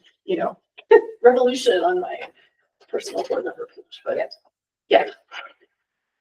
Christina, And I would say, this is for social media, for the official capacity in your page, not as a person. I think that's a very important distinction. And I would agree with you in the sense that if we have an opinion as an official in social media, it is distributed to the community, and we end up having monologues. And it's making our job so hard to move productive things that will have real impact on students, just because we are just on silos instead of being able to work as a team. So it is only on things that are going to be presented to the board, not things that we have presented or and not as a person. It's on the social media. If you have an official page, I do not have an official page, so I do agree with your statement on how that impacts on our dialogue once we come to the table as a group, which is not a substance I wish, because we have a lot to do. Yeah, I guess I would need to see other instances of social media policies that have provisions that curtail board members from discussing their positions. Like full disclaimer, like I do not have like a social media, but I think it's I find it concerning when we're talking about limiting what people can and cannot say in their official capacity when it doesn't pertain to confidential information or sensitive information. And there's no question that the individual is speaking in their individual capacity. And it looks like just limiting the speech of an elected official. And I would just say that the guidance we got from the last board meeting when we were first looking at this, I think that Fred and maybe in the board reporter on the agenda, there was any number of social media policies from other districts. And we went through them and sort of pulled out some of the things that we agreed or disagreed with at that study session, maybe that was. And it's an unusual social media policy that does not have this language. In Washington State, as far as I remember from looking at all the other policies that we looked at that study session. Yeah, I'm looking them up right now. Do you have access to them easily, Fred? I can. Yeah.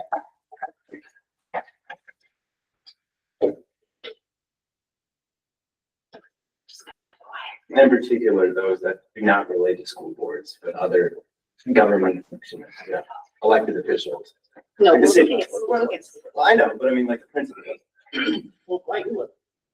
I'm the one that proposed the policy. Yeah, but we're looking at the school board examples. Like there's like, we could look at the ones for like the US Senate, but that's not relevant. The principal But there was a Same. majority of the board that voted to put this on the agenda to have a discussion about it. So it's coming into discussions with this predetermined notion that, and you're not listening to anyone who you work with about the topic. So why even have a board meeting if we're not gonna, let's just vote, let's just put a policy up and then vote on it. There's no reason to have a discussion because you've already made your mind up. I mean, one can be convinced, but one can also have convictions and sort of say like that they're leaning towards one way or another and put that out publicly. Like, I just find it very I'm problematic personally that, not a fan of the individual social media pages. I mean, Maggie and I have had this conversation. We disagree on this. We don't agree on everything. I'm not a fan of it. I think it causes confusion. I think it makes, gives louder voices or to different board directors. I don't like it. So I'm not defending the policy. I'm just saying that why have board meetings and discussions if we're not going to learn from each other? I don't understand the point. We could, then our meetings can take 10 minutes. Let's put a policy up. We vote on it. We don't need to learn more. We don't need to hear other opinions. And then we're done. And just to clarify, Deborah, because this is something that we've bumped up every single time we've talked about this, that we're talking about individual board accounts and not personal social media. No, absolutely. I know you said personal and then. Oh, I'm sorry. No. I'm sorry. And yes, It that has is, 5,000. I'm in no way attempting to dictate what anyone should do in their Right, which is personal life. this is our individual board accounts, which our city council has, which, Right. yeah, I mean, I don't even know because I don't understand the point Right. personally. or like our legislators have them, I don't know, I see why people do it, but those are individual accounts, not personal social media accounts. Okay, sorry, Ava.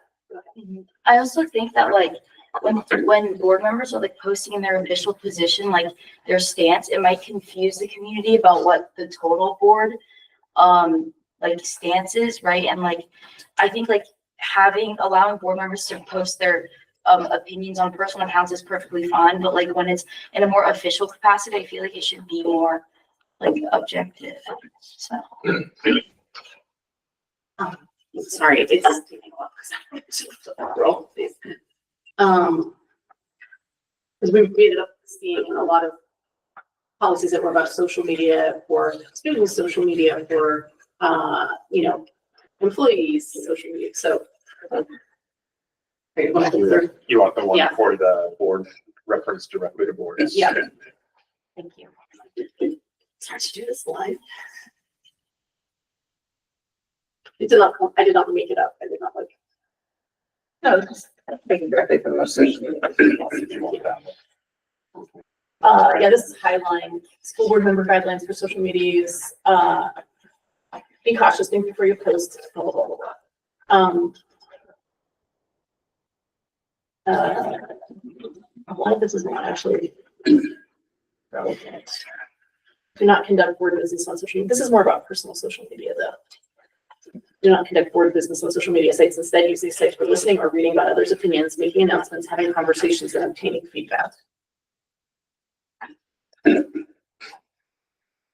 Well, like, this is not the time or the place to do this, really. If you wanted to raise this, you could have raised it before the meeting, and it's gone through to like 30 policies that we looked at and pulled out a bunch of those examples. So if you guys would like to, we can move this. Does this say first reading? Yeah. We can have this as a second reading at our next meeting, and I can provide some examples of other districts' policies that include language like this. How about that? Sounds good. Okay, thank you. Alrighty, next item is, sorry, is that because will give me a thumbs up? That's okay, and I'm getting nods. Yes, I have nods. Okay.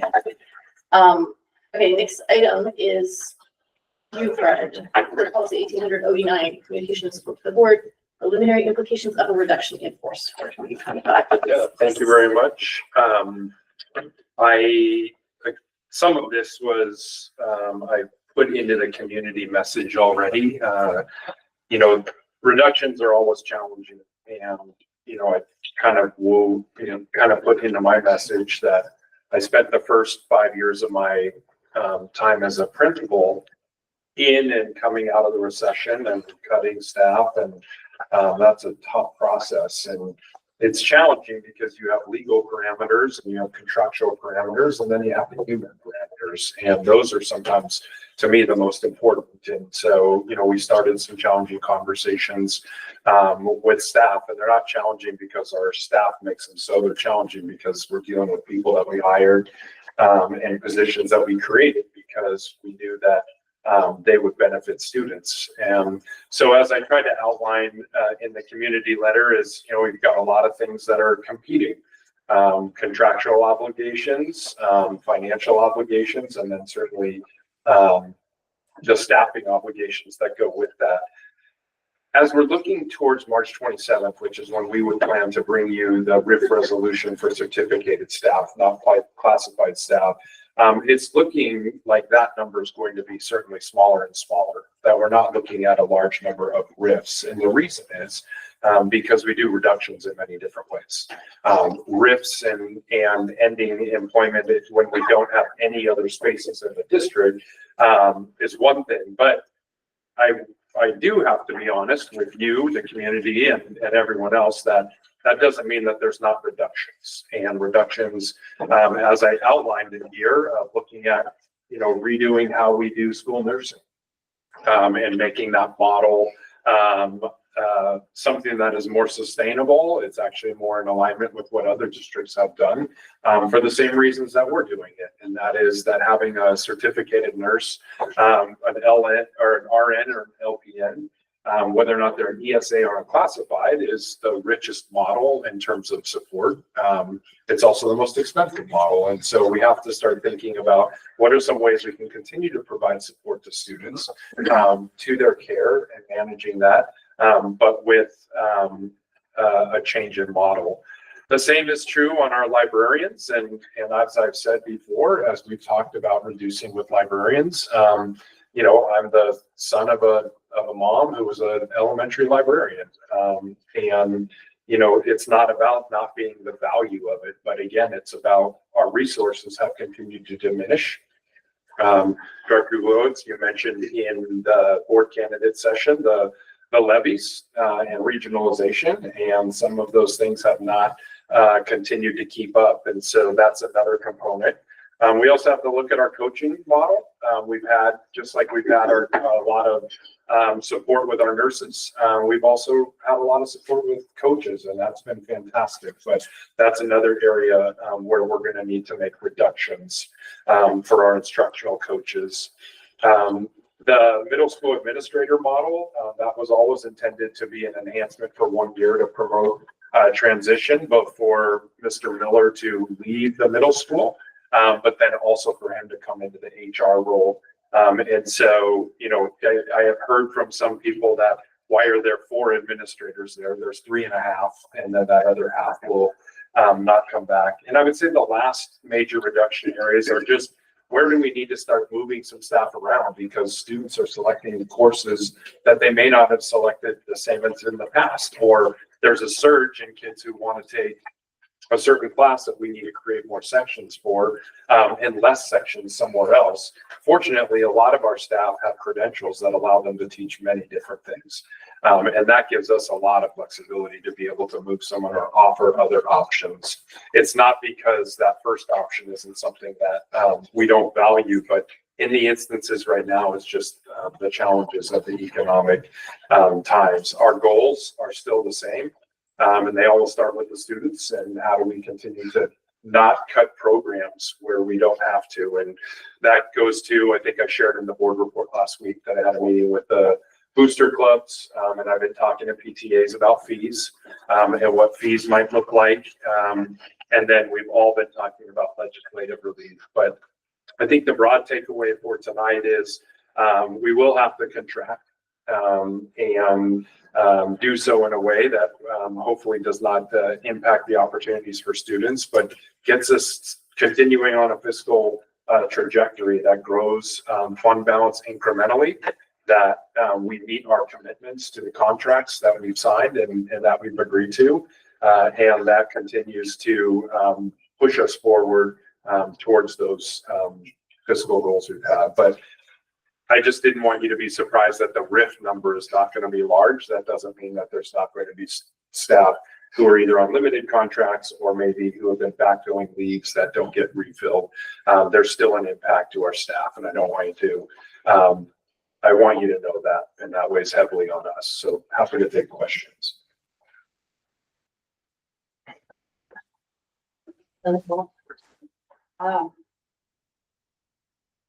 I think that this is tough not only for you, it's tough for everybody.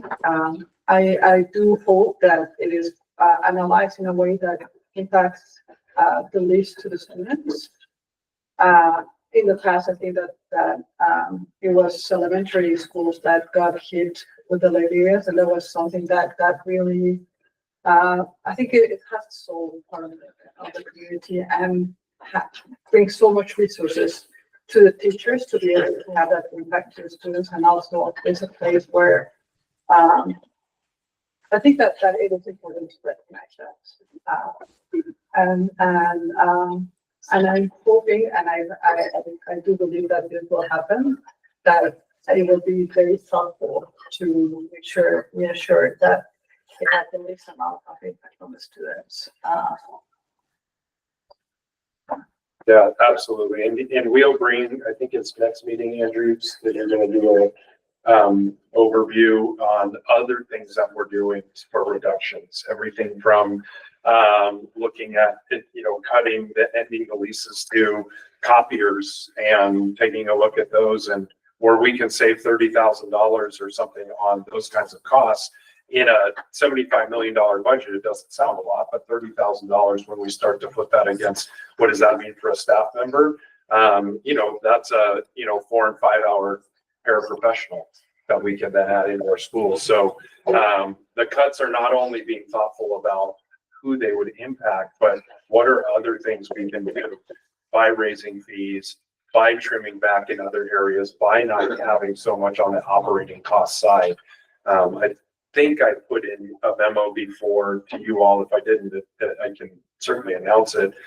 Over midwinter break, we received from the Washington State Risk Management Pool our anticipated increases for next year, and it's another 14.2%, which is $170,000 just on insurance, and it's already up 137%.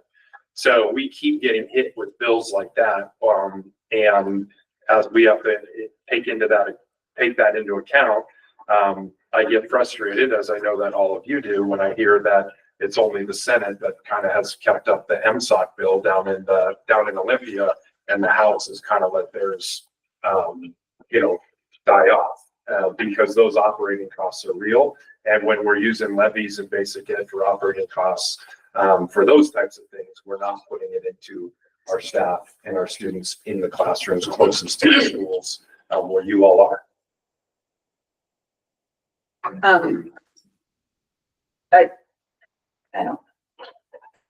don't know. So thinking looking at the library services, the switch from teacher librarians to classified and stuff, what then happens to the actual people that are in those teacher librarian positions that bring so much richness to our students' lives? Yep. So that's where we come into what are their credentials and what else do we have that we can offer within our system. And so a librarian might have also a science background or a science endorsement, and then we might have science as a middle school science position. And so we looked at to start offering where are there other positions in the district, so we're not losing them. I met with Erica Otteson this morning, but she's a librarian at Lake Ridge. I was down there meeting with their staff, talking about their principal, and stayed after to talk to her for a while because, I hired her into that position and pulled her out of the 4th grade classroom. That wasn't easy to do because she was very loved as a 4th grade teacher, but I knew now she's going to impact every kid in that school. That's a great thing for Lake Ridge at the time when I was down there. And so, those are the kinds of governmental things. And so how do we keep those people? And that's how we try to do that directly. My question has to do with the nursing changes, the nursing staffing changes. I know there are we've heard from some families. I know there are a lot of families of kids who have a kind of complex medical management, and they really count on being able to have their kid go to nursing and they're not feeling well. Is that hiring of a nursing para, is that a thing that has been done by other districts? Are we just inventing that? Is the nursing para a CNA or something, or are they just like a para who can sit in the place of the nurse and then call the real nurse? Yeah, that's a great question. It is, there are several districts, many districts that already have this in our model, we will still have a richer staffing model than many places because we do plan to try to staff that. There are districts where you have a nurse who might share 2 buildings, and when they're not there at one, there isn't anyone attending, and we're trying to not have that as our reality. And so the model that, at least in right now, we're collecting all of the facts and figures on our students to see what this looks like. But the model that will probably make the most sense if we're keeping 3 LPN RNs, and then 3 is to create partner schools. And so you have someone, and so yes, they would call, but there are things that can be delegated to. There are even things with students with different medical conditions that through training and whatnot, but there's not a certification that's required to start. But they could, in theory, do additional Absolutely. training and how to manage Absolutely. like diabetes, for Yep. example. Yep. And there's a term for when you delegate to that, it starts with, I don't remember that. Yes, and those are all possibilities. What is the prototypical school model fund us for in terms of nurses? So 2.5 nurses for the district. I had a note before. It's like 0.4 for our size of elementary schools. Let's see. And then it's basically a little over 1 actually for our high school. We qualify for a little over 1. And the height in the middle school would like to be 0.93. I think we factor in that. So, yeah. So 3-ish. So each elementary is 0.4 or elementary total is? The elementary, each elementary would be, I think, like a 0.3 or 0.4 somewhere in there. Well, that's out of 400. I think it's based off of 400 kids. Right. I have some of your questions, some of them were answered.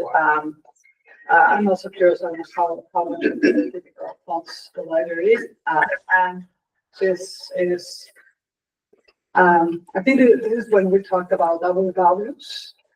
And for me, having an agreement right now in this moment in history is so important to defend that there's a space for critical thinking. And if we disappear the library system and that those spaces where the kids are allowed to explore, we are in big trouble. And I think that this is where we have to evaluate our values. And this is one that I think that we all have to get into it. Because we have already done it in elementary and we have seen the impact in elementary. How does it look in the elementary without having a full-time librarian? So doing the same to the high school when there's a moment when they need a lot more support, and so do the teachers to provide the richness of the curriculum that they can bring a curriculum, and they rely on the librarians to bring those materials and those things to the classroom. Shifting it will look very different. And I think we have to be careful on how are we going to shift our public education. I think it would be really helpful, for example, I mean, it's choices, right? And none of us, I don't think, have the understanding of the entire picture like you do, and we rely on your expertise and recommendations. But kind of hearing from you some of the other choices that can be made, I think would be really helpful in evaluating what is the priority, because I don't disagree with you. I mean, all of this makes me sad. But the fact of the matter is that I'm still I've not wrapped my head around the fact that our legislature is failing us right now. We have costs that are skyrocketing. We have to make choices. We have to balance our budget. And it's not that people here aren't doing their jobs and that we're failing. It's that we're getting less money and that and the money that we're getting has less financial power because of inflation and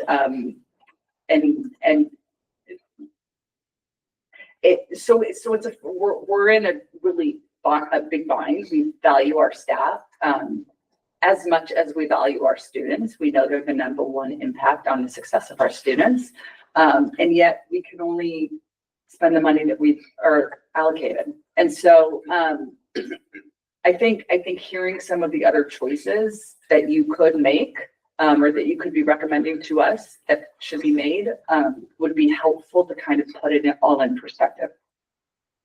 And we can definitely, and I think there's the other side of this, which is what does restoration look like and what's the priority on restoration? Because part of this is there are a lot of unknowns that we have to make decisions on in March that 2 months from now, when the legislature wraps up, it could be way worse or it could be much better. And if we don't plan for the worst, then we start doing what we were doing before, which is eating our fund balance, and we don't have any fund balance. And that's part of the challenge, is we have to be so conservative compared to the way we had to be in the past. And that's just because of fiscal reality of where we are as a district, and as we're trying to continue to get to a place that's healthier on the financial side. Yeah, I do think that would be helpful to think about, because it does feel like, and just because of external circumstances, it does feel like it's like a ratchet, like it's like we kind of ratchet down, and it's like we had to give up the elementary Spanish, and then, it cuts in the librarians, now cuts in the librarians again, and it's hard to envision like how we would ever get those back, or how we would get our full-time nurses back. I mean, fingers crossed something miraculous happens at the legislature. I don't want to pile on, because this is a difficult time for you, and you're the one who has to like make these hard decisions. I just want to align myself completely with Christina Martinez and her view on the importance, especially of the librarians at the high school level, and also the middle school level. But just, I think the importance of the ability to provide like a wide range of opinions and views of the world to students, especially as they are in their formative years about to go out to become adults, I think is most critical. I recognize that it might be impossible to not do it, but I also, I think that Christina is absolutely right when this is something that we hold and that has a high value, then we should act that way. Even though I don't have an alternative for you, it might not.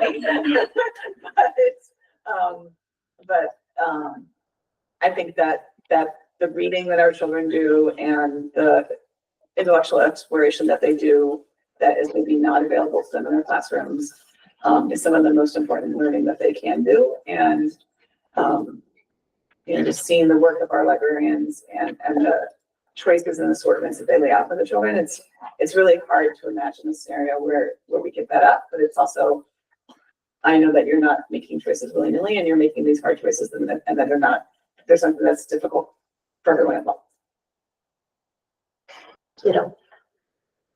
So there's no action on this, just an update. Oh, sorry. Oh, Ava. I just want to see like orange, like neon orange. I think like ultimately like the safety and like supports of students comes first, right? And like definitely with the nurses, like having them like juggle between schools would definitely be a challenge. And I think like number one is definitely like making sure the students have like the adults that like can support them throughout the day. So, but that goes with like librarians, for example, and like those relationships that are made.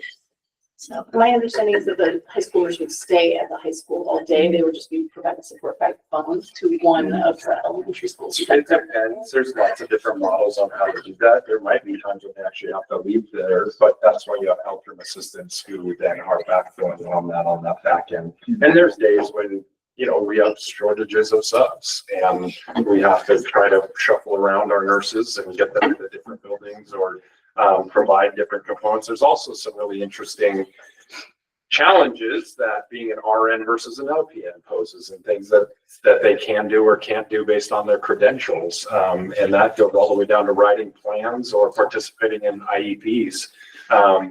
And well intended about the way they're set up, but they pose challenges already to our model. Okay, welcome. Moving on, we have recognition, student board report, and then public input.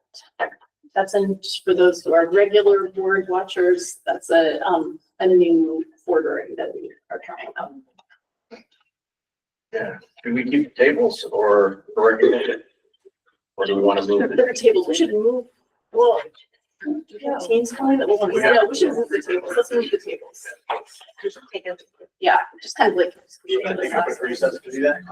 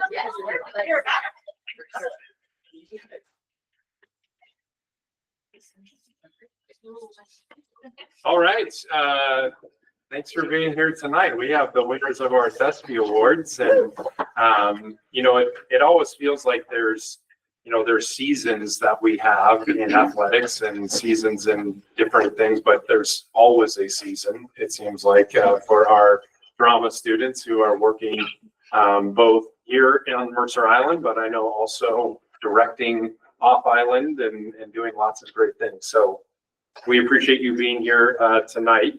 I would love for you to be able to talk more really about the awards that you won or whatnot, but I also just want to talk for a moment about Miss Melgar and all of the things that you do.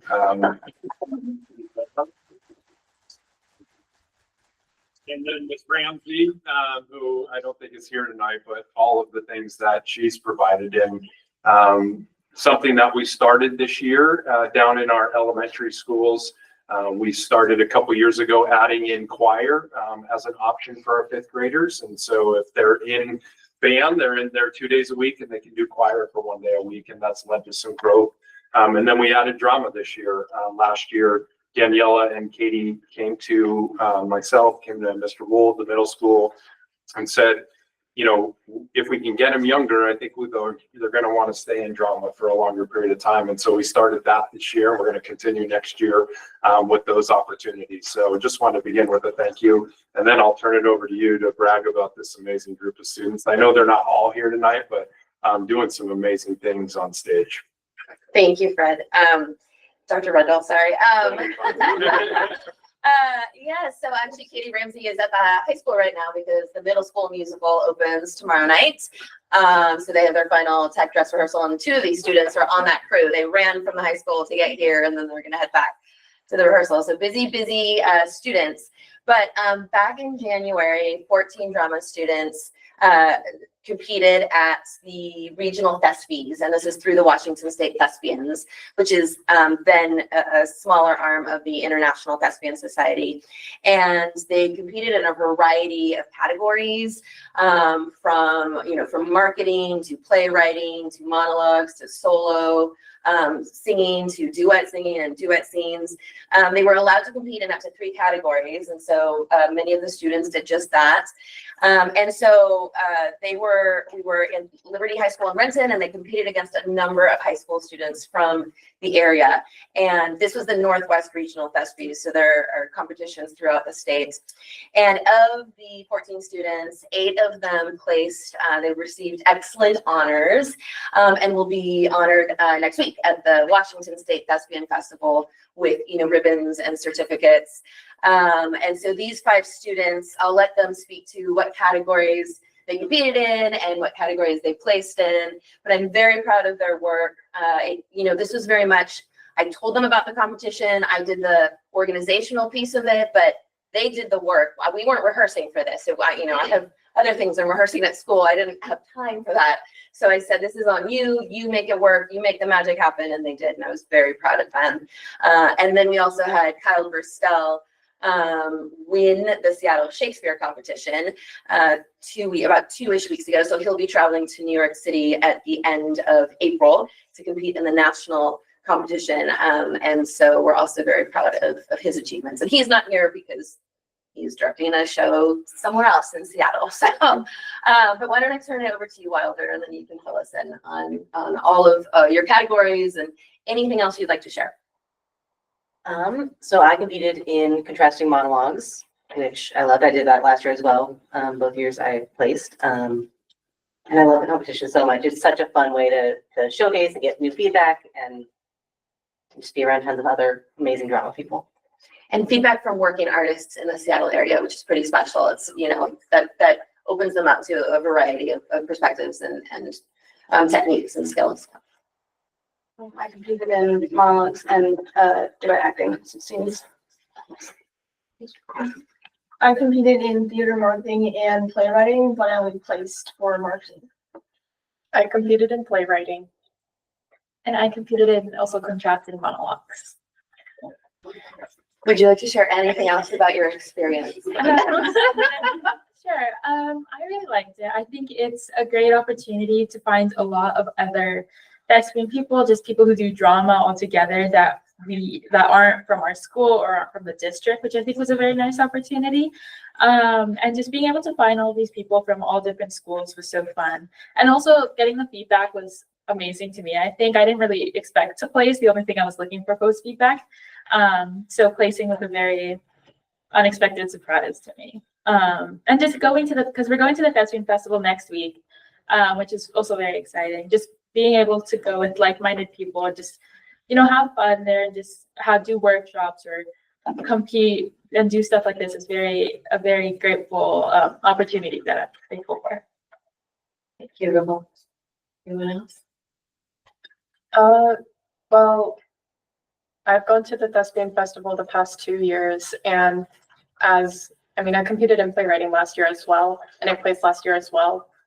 And having that and then going to the festival and being able to work with other students who also do creative writing, or even if they don't do creative writing, but they're in the playwriting workshops, it's really cool to get other students' perspectives and feedback, and also working artists' feedback and advice. Yeah. Great. Thank you. Congratulations.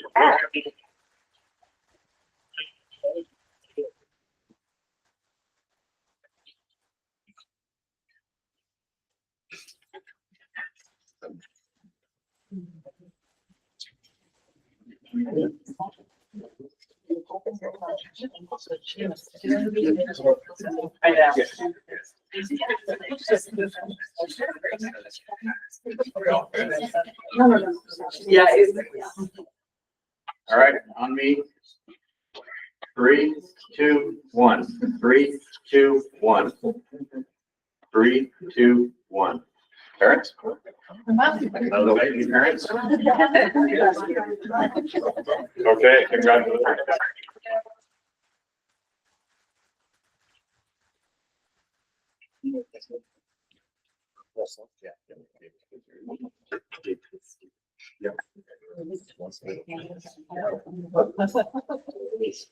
Okay, our next student to recognize is from our wrestling team. We have some student athletes from wrestling, and I think we have the coach. That's me. Yes, it is. Coach Wu, I know that you've had a number of athletes who have already kind of come through and benefited from your particular coaching, and you've come back to Mercer Island to carry that on. But we're here tonight too to recognize the team who's not all here, but Kinko title this year for boys or for our wrestling program, which is amazing. And tonight, of course, we have our state champion, Chase Warnick.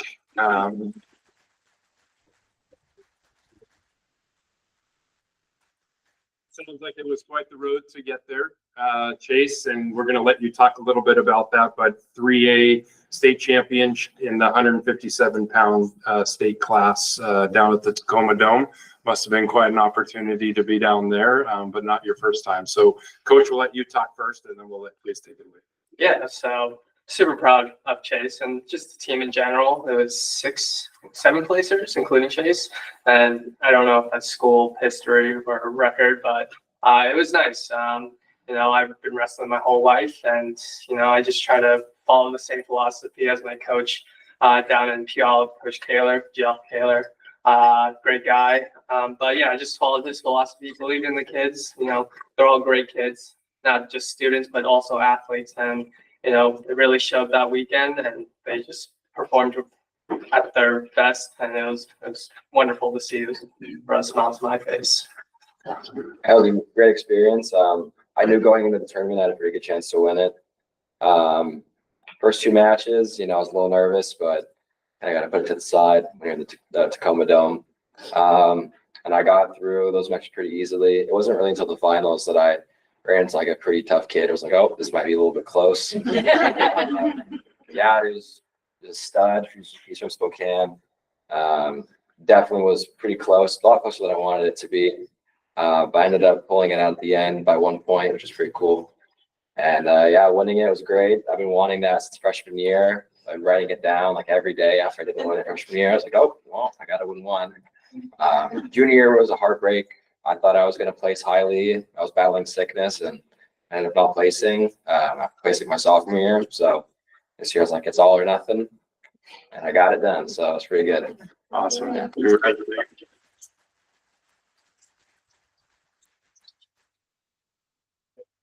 Did that work well, or would it be better in front now that we're kind of arranged in the different I'm not way? sure how we'd all fit in the front. In that one there? Okay, then we'll do the same way there. So we'll have you go around and take the picture as well.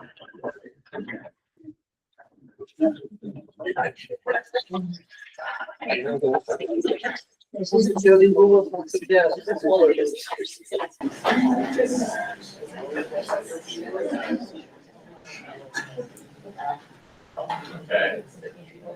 3, 2, 1. 3, 2, 1. Right. 3, 2, 1. Parents?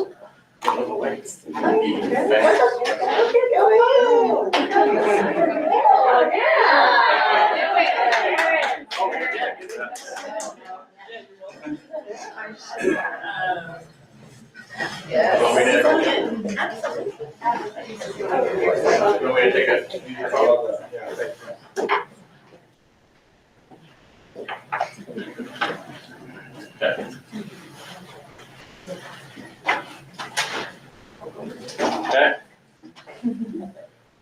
All right, scooch in a little bit there. All right, we're.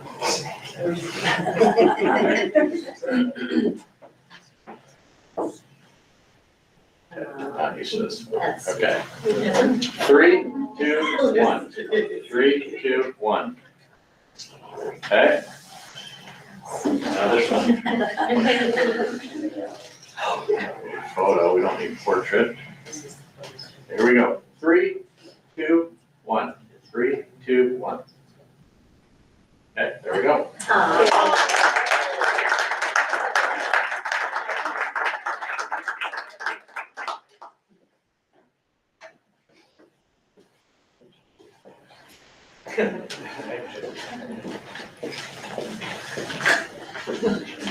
Got Chase. Thanks, bro. Swimming, correspondence?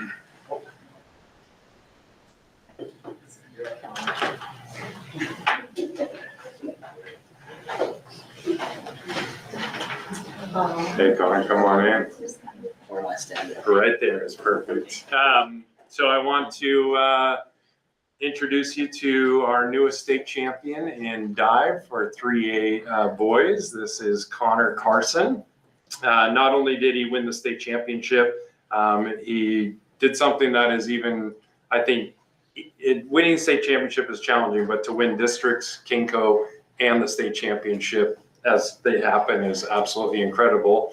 And whereas Chase got, as a senior, finally won the state title, there was a two-time defending champion that Connor knocked off that pedestal as a freshman. Nice. And so congratulations to you. Why don't we hear a little bit more from the meet and the coaching that goes into it. Okay. My name is Ed Artis. I'm Connor's coach. I've been coaching since 1997. Awesome. So I've seen a lot of divers, a lot of athletes come through. The one thing I'd say about diving is that it's different than most aquatic sports. In swimming, you put a cap on, you dive in, and the coach knows who you are, your mother knows who you are. But other than that, you're anonymous. He's wearing a millimeter thin piece of material. He's standing up on a board in front of hundreds, sometimes thousands of people, and they're all looking to see what you can't do. Over time, you develop a tremendous amount of poise if you're going to be a good diver. And to do this as a freshman is incredibly exceptional. It's to be able to stand out there as a teenager and do very well, and with all the anxiety of knowing that I've got to do 11 dives in a row. This is tough. And I've been very fortunate here. The last coaching in Mercer Island for about the last 5 years, we've had 2 divers come through and were really exceptional. This young man is almost a generational type of diver. You won't see this very often. I think where the future's going on this is just absolutely amazing. So, I mean, I'm looking forward. It was incredibly exceptional this year. What's going on in the future, I have no idea, because I don't think there's a top to it. I think we'll be reading about him in the newspaper and on TV. That's awesome.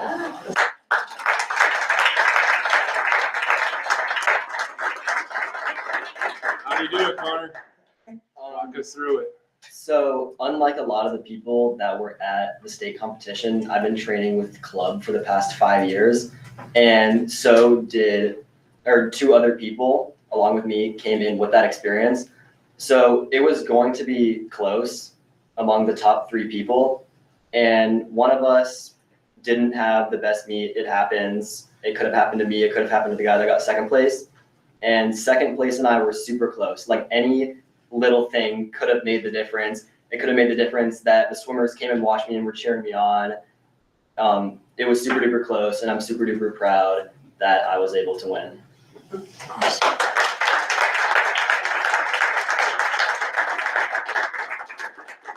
And I know the team, I think was 5th overall, and certainly you're a large component of that, but congratulations. Why don't we get a picture with the board? Yeah.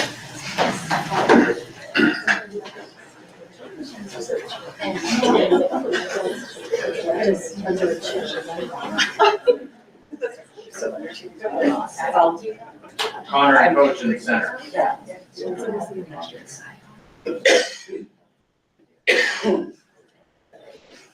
Watch in front of the little ones. Scoot in, here we go. You guys scoot in. There we go, here we go. 3, 2, 1. 3, 2, 1. Okay. Mom, you can come up. Come on. You can get closer if you want. All right, thank you guys.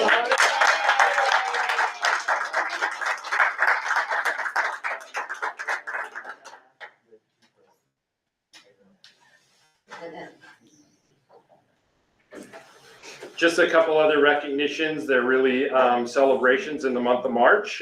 Women's History Month is going on, and certainly lots of opportunities to think about the impacts of all of the women who helped shape our countries.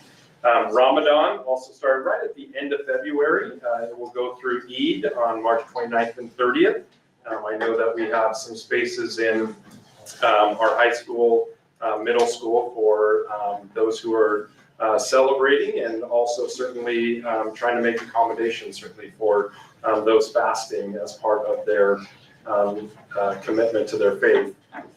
Ash Wednesday, kicking off the 40-day period, heading into the Easter week is coming up. And then right now we're in the midst of the week that's Educational Support Professionals Week.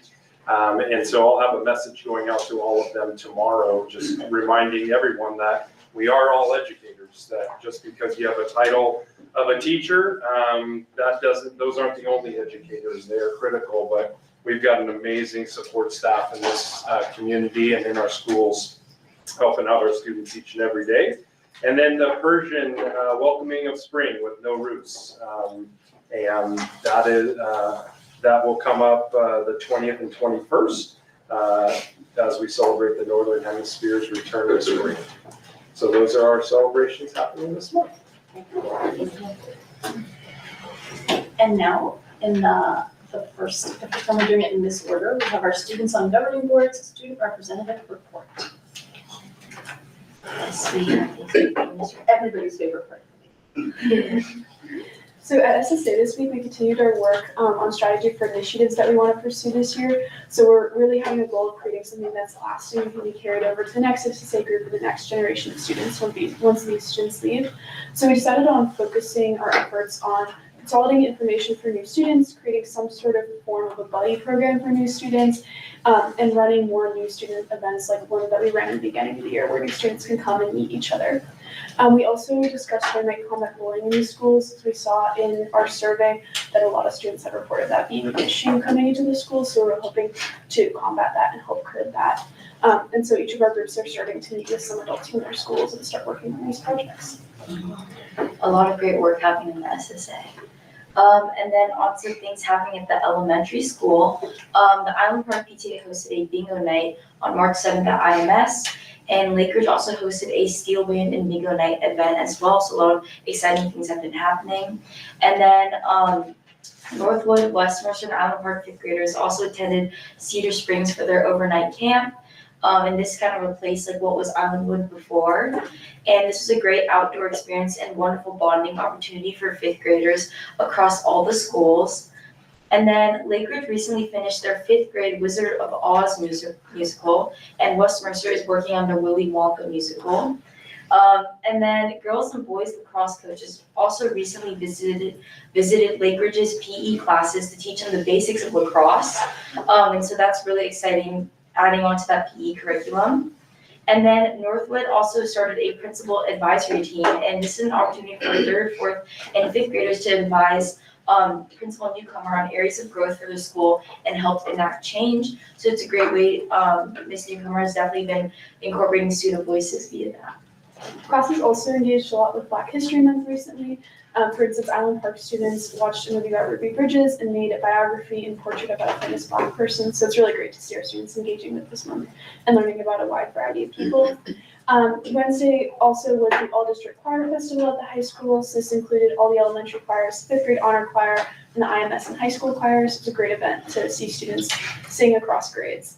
And the fifth grade band is also currently doing their instrument transition. During this period, students get the opportunity to try out and choose new instruments, just like the saxophone or French horn that they don't have access to right now.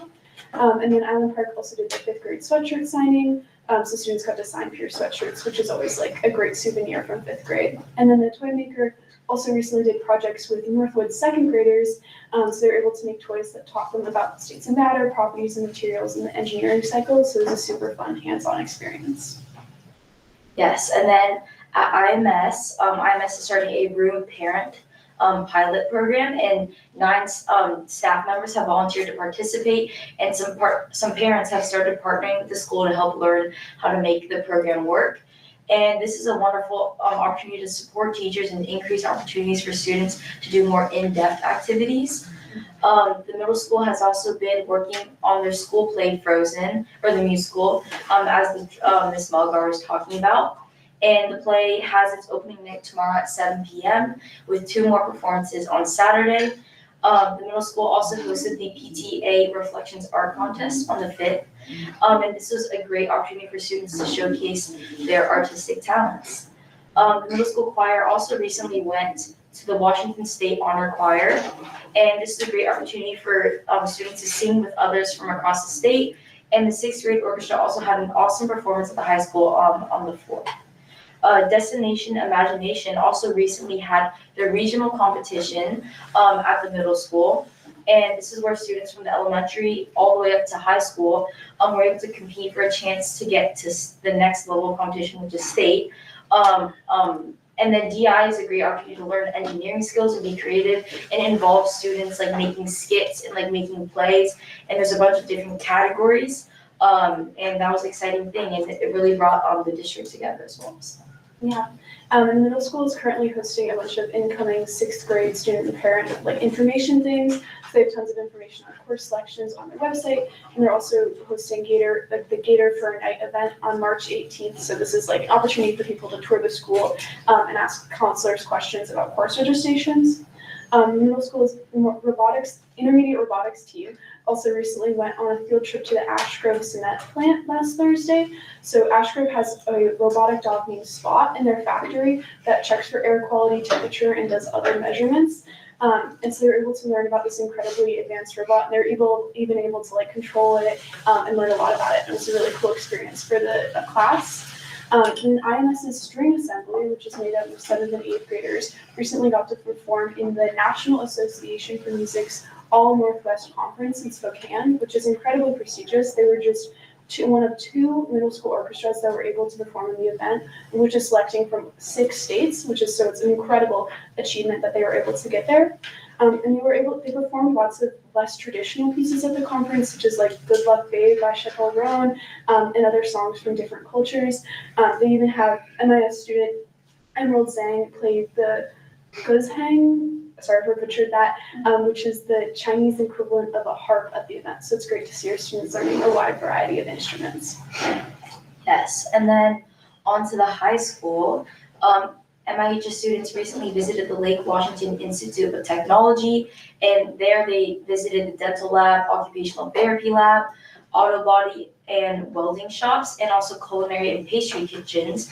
And they learned about the 70 different professional certificates and associates and bachelor's degrees that they can pursue there. And it's a really great way that students were able to learn about outside of classroom learning opportunities. And similarly, students also went on a career adventure to the Renton Technical College, where they were given a tour of the programs as well. And some students even joined the Rivian training program, which has a paid internship at the end and guaranteed employment at the end of the program. And so students were able to utilize a lot of those. And then finally, another field trip that happened is students in the biotech research and ethics class took a field trip to the Allen Institute, and they took a tour of the main building, watched a career panel where scientists shared their career journeys, and they also did a lab where they used specialized equipment to analyze DNA and protein synthesis processes. And students then did an activity to connect the experiment to the Allen Institute's work with Alzheimer's disease and finding genes of interest. And this is a great way for that students were able to get that like hands-on experience with an actual organization that's doing all this groundbreaking work. Yeah. And recently the MIHS CLOSA and the Student Senate collaborated together to host a blood drive. So we saw many students, staff, and parents donating this year, although this year it seemed to be a few more parents and a few less students donating, but nonetheless, we're super grateful for everyone who donated, as this has a huge impact on people. And then the 3rd annual Black Student Union Dinner happened in the MIHS Commons. Dinner was catered by that island's very own crawl space, which was great. Elementary and youth student families were also invited to the dinner, so it was a great time for community building and a wonderful celebration of identity. Last week, one of 4 high school bands, the Wind Ensemble, traveled to Bellingham for a musical festival with both high school and college bands. Additionally, the MIHS Bell Canto Choir participated in the East Shore Choir 1 Festival at Liberty High School. So students performed for Adjunction, enjoyed performances for other choirs, and participated in all sorts of different collaborative workshops. And the choir was able to receive superior ratings, which is great. They were there also was the all-district choir and band concerts that happened earlier this month. Yes, and in addition, the high school also hosted a summer East Shore Orchestra Festival where orchestra students from across the area came to MIHS to perform and engage in different workshops and master classes. And in addition, the students from the American Choral Directors Association are going to be attending the biannual National Choir Convention in Dallas later this month, specifically students Brody and Shelby. I don't know their last names, but yes. But there's a couple students that are going, and that's super exciting. And then also recently, KMIH 88.9 The Bridge students won Best Awards in 9 categories, as well as the MIHS TV programs. And they were named the best high school radio station in the nation. And 3 teachers were also named Best Advisors. And we're so proud to have such exceptional media and journalism programs. And I'm pretty sure they just went to New York for their field trip as well. So, yeah. And then, in addition, as we did see before, the MIHS boys swim and dive team finished 5th at the state championship, and there was a lot of great swimming done. Yeah. Again with sports, Owen Powell recently became the first Washington high schooler to break 4 minutes in the mile when he ran a shocking 3:57 at the Husky Classic meet. This meet had high school and college runners from across the country, so it's wonderful to see him there. The MIHS wrestling team, as we saw, also had a great season where 6 wrestlers earned podium finishes, and the team placed 8th out of the 72 schools competing, so super proud of those both. MIHS Unified Basketball team also qualified for the state tournament. This is their 2nd year qualifying for the state tournament. Last spring, the Unified Soccer team placed 2nd in state. So they traveled to Wenatchee for the playoff games hosted by the Special Olympics. 2 teams were also selected as All-Stars who will play at the All-Star game at Bellevue College with other All-Stars from around the state this weekend. And spring sports have started and many groups are preparing for their first games, so we're excited to see how that goes. Additionally, Jordan Yusufina and Maya Talby, members of the Holocaust Educational Committee at MIHS, talked to 4th and 5th graders at Northwood. They taught students about the history of the Holocaust and the importance of standing up against hate. This is super important, and it was a very impactful way for students in our district to learn about these tough subjects from one another. Yes, in addition, a group of Merced High School students joined AARP's Wish of a Lifetime Cupid crew, where they, as part of this nationwide initiative, they went to Aljoy, an island house, and they gave roses and cards to these seniors there and reminded them that they're appreciated by the community. And in addition, there's mentioning of this before, but Kyle Gerstel took first place at the Seattle Shakespeare competition, as we know, and he's heading off to NYC at the end of April to compete in the national competition. And he also won a Lou Flannery Outstanding Journalist Award from the Washington Journalism Education Association. So he's such a great student and has a lot of accomplishments. And in addition, the eCard Night Market happened last weekend with everything from food and crafts to Tai Chi performances and drum performances. The Seattle Drumming Group came and gave a loud Japanese-style drumming performance. And there were also booths run by both students and outside businesses. And the event had over 300 in attendance over the course of the night. And our high school's wonderful e-car club ran that event. And in addition, there's a lot of preparation for next year happening already, with drill and cheer tryouts beginning later this month. And also class registrations at the middle and high schools have opened, with a lot of students excited about Running Start and other unique learning opportunities and courses. Yeah, and today we also had our spring assembly where we saw next year's prospective ASB presidents give their candidate speeches, which were great to hear and super wonderful speeches. And we also yesterday during the current saw candidates from other ASB positions such as Spirit Commissioner, Secretary, and Vice President give speeches during the current, which were also super great. And then so voting had opened today and the results will be declared soon next week. The assembly was also held in the middle of the day, like during third period, and so at the end of the day, which definitely boosted attendance. Upcoming ASB hosted events, including the Culture Fair, which will be happening on April 5th in the High School Commons, and the Tolo Dance was moved to the weekend of March 29th due to some drill and lacrosse conflicts. And then because of loss of school days, a lot of courses, especially our AP courses, are kind of on some tight schedules, but students and teachers are working really diligently to tackle many approaching assignments and test dates. So big shout out to our teachers for dealing with all of that. Yeah, and that's the report. A lot of fun things happening in the district, yeah.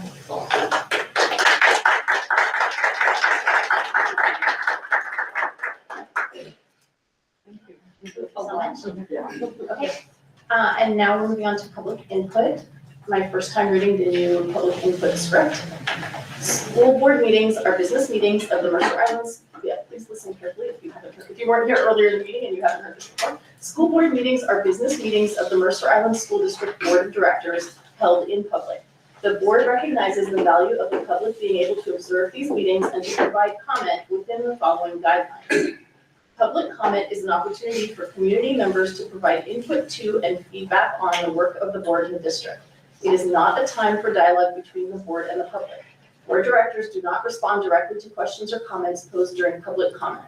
However, the board's silence should not be taken as agreement or disagreement with the speaker's remarks. The board may later direct the superintendent to respond to issues raised during public comment. Members of the public offering comment must adhere to the same level of civility that the board expects of itself as specified in board policies. This includes not using threatening or profane language in comments and not directing individual attacks against staff, students, administrators, or board members. Please note that comments have the potential to violate the rights of others under various laws, including laws protecting privacy and laws prohibiting defamation. Comments that name or identify a district student are not permitted without permission of that student's parent or guardian. Speakers who violate any of these rules will be cut off and their speaking time ended. Speakers should state their full name for the record at the start of their comment and are encouraged to indicate their relationship to the district. Speakers will be allowed 3 minutes to comment and additional time if they're using an interpreter. If you are present in person at tonight's meeting, you wish to comment and you have not yet completed a public input form, please complete the form and give it to Michelle Mueller. Blank forms are available at the entrance to the boardroom. The cutoff to register for online public comment is 1 hour before the start of the meeting. Okay, first up we have Lucy Anderson. Yes, thank you. My name is Lucy Anderson and I come before you today as both an educator and a parent. For those of you that may not know me, I grew up on Mercer Island. I graduated in the class of '89 and this marks my 28th year teaching at Lake Ridge. And my son graduated from the high school in 2022, and my daughter is a junior there right now. I'm here today with my colleagues to express our strong support of Dr. Rundle. While we may not always agree on every decision, we all share a deep commitment to the core values that Dr. Rundle exemplifies, creating safe, supportive schools for all students, regardless of their backgrounds. These values resonate deeply with us as they are the foundation of the work that we do every day.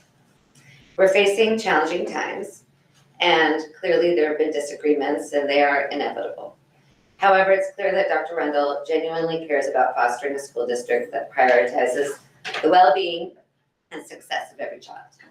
In light of recent attempts to undermine his leadership, not due to any failure on his part, but rather to further personal agendas, we feel compelled to share this letter of support. As we approach the bond vote in April, this is a crucial moment to show our unity and commitment to our schools, and I strongly encourage you to support our schools by voting yes for the bond. Thank you for this time and consideration, and I have a letter that I'd like to share with Dr. Rundle and the board members at this time.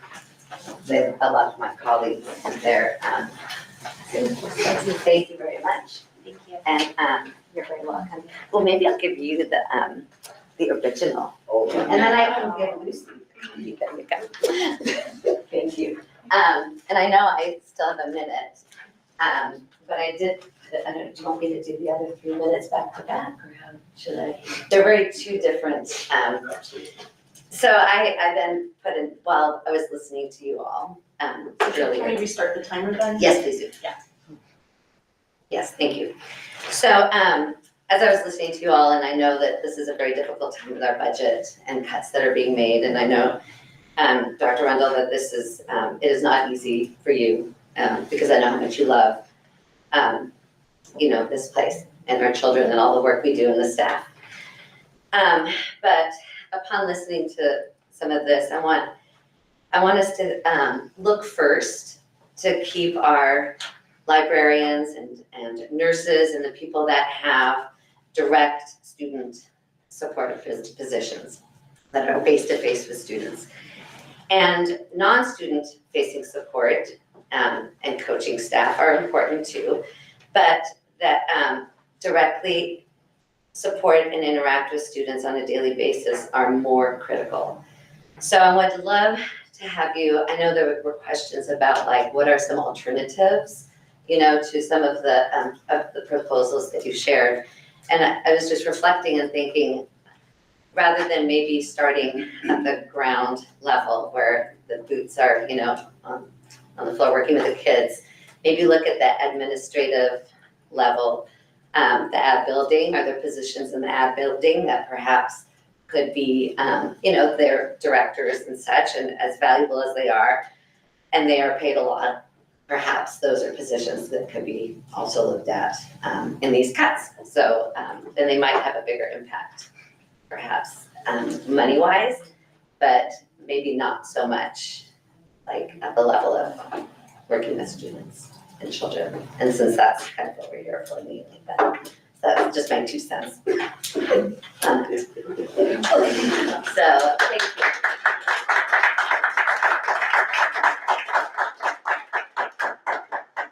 Just to be clear, we don't usually have people sign up for multiple sessions, but you were representing a group in the first, and then you were representing yourself in the Thank second. you. There you So- go. That was it.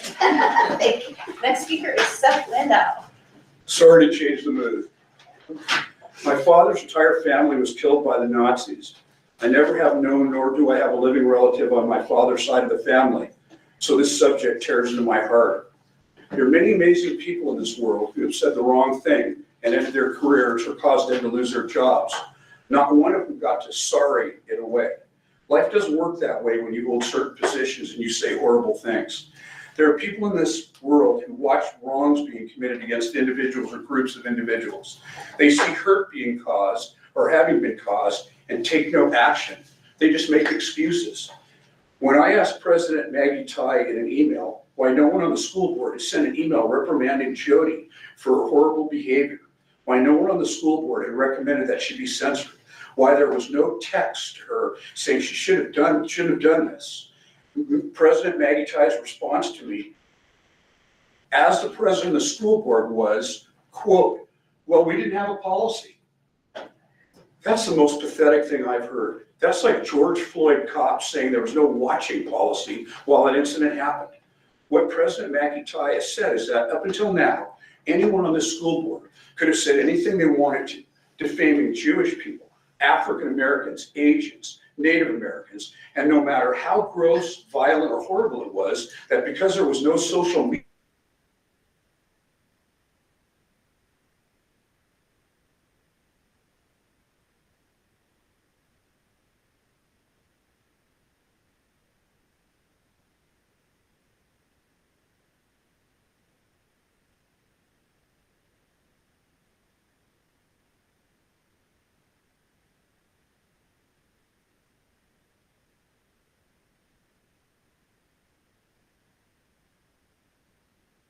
any Jewish people on Mercer Island disagree, let them come forward and say they don't agree with what I'm saying, and in their hearts appreciate someone standing up for what's right. Recently, there was a get-together at the Lid Park. At that rally memorial, there were a lot of amazing leaders. Our Mayor Salim was there representing the city and gave a really amazing talk. Not one of you from the school board was there to be part of that. So let's look at what I've said today. There's going to be more next week and the week after. I've said that we have an anti-Semitic school board member, a school board who condones it by silence, a school board who can't even send someone into a rally to stop hatred toward Jews. To me, it kind of smells a little weird. So I'm just pointing out to you that no threatening letter like the one President Maggie Tai or board member Jody had a lawyer sent to me, who, by the way, was a censured lawyer, threatening me that if I keep on saying these things that they're going to sue me, is going to stop me from coming up here and speaking the truth. And I'm going to do it every single week until we get this across. Thank you.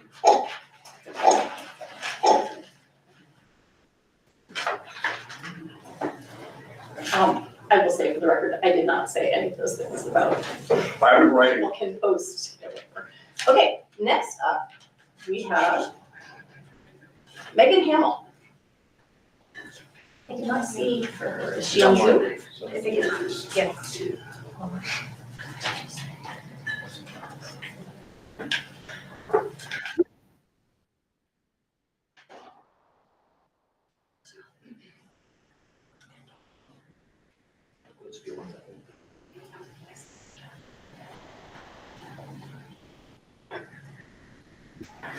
Hello. Hi. Hi, my name is Megan Hamill, and I'm a parent and education advocate. I just want to make sure that everyone can hear me. We can hear you. Thank you. I'd like to address Superintendent Rundle's recent budget email. Mr. Rundle's rhetoric about special education hampering the budget is not just offensive, it's dangerous. It frames legally required services as a burden instead of a fundamental right, fueling resentment and division instead of accountability. The real problem, mismanagement, not special education. The district's financial issues don't stem from providing services, they stem from poor decision-making, lack of planning, and a leadership team that plays musical chairs instead of fixing systemic issues. Additionally, as Superintendent Rundle has acknowledged, the Special Services Department, Human Resources, principals, and other departments are not communicating effectively. Students with disabilities are not a financial drain, they have a legal right to support. Blaming them is an easy excuse for bad budgeting. High turnover and leadership failures create unnecessary costs. 5 directors have burned out in 10 years. The issue isn't the job, it's the toxic system. Also, in regards to the budget and cuts, I am curious to know why the Mercer Island School District, with 4,000 enrolled students, employs 3 finance administrators, when the Bellevue School District, with 19,000 enrolled, employs 1 executive director of budget and finance, and that's it for finance admins. Could you help me to understand the reasoning?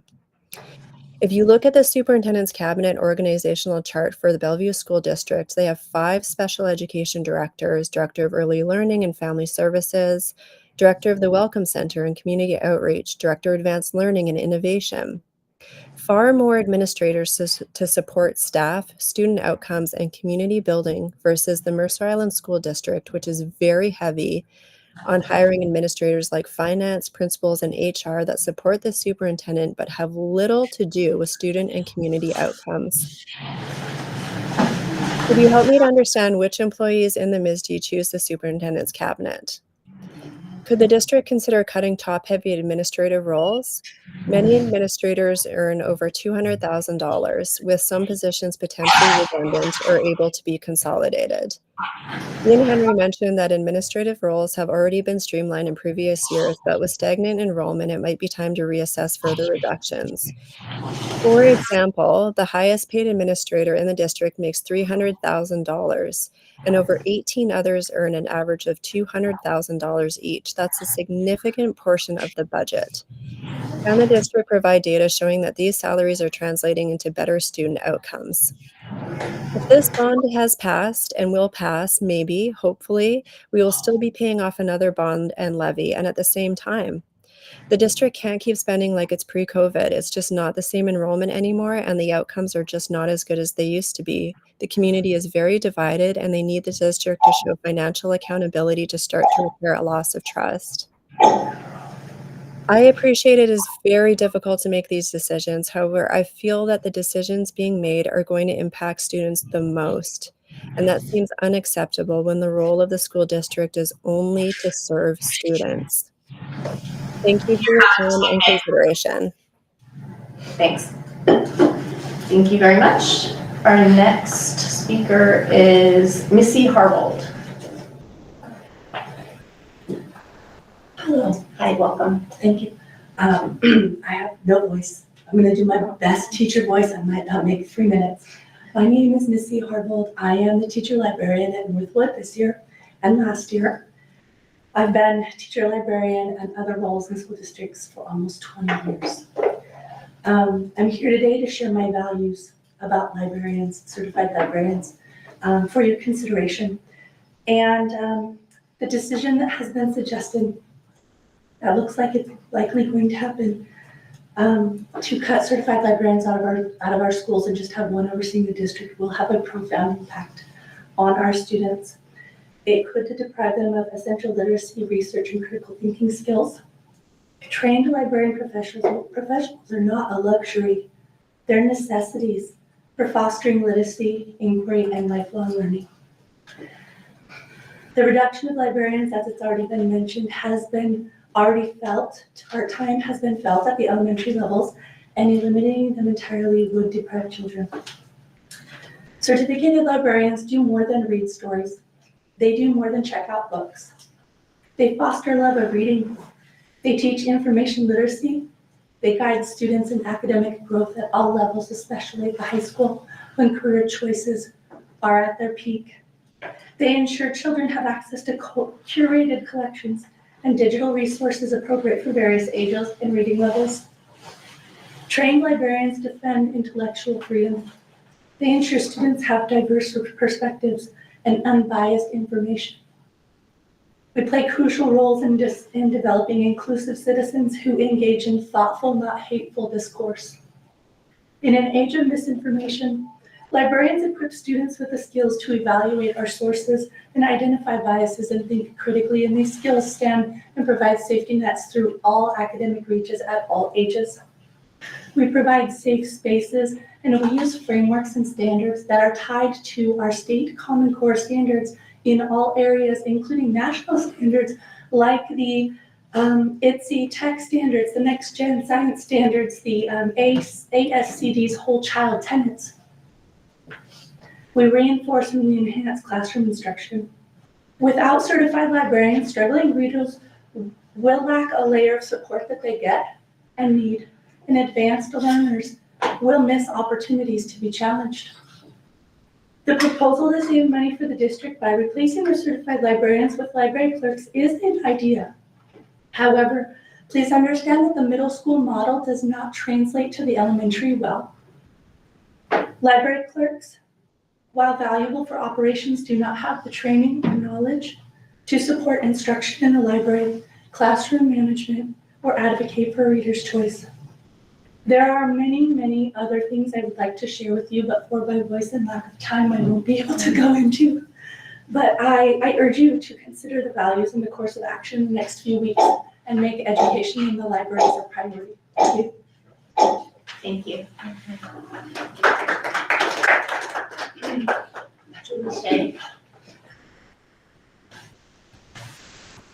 Hi, I'm Julie Shea. I'm a parent with 2 kids in the school district and also a volunteer on CMIS advocating for the school bond. Reimagine the time when you were deciding to move to Mercer Island. Why did you move to Mercer Island? What is Mercer Island known for? Our schools. It is our obligation, our duty as stewards of the schools in our district to maintain and preserve our schools through bonds. We are talking about the structure of the schools, the building.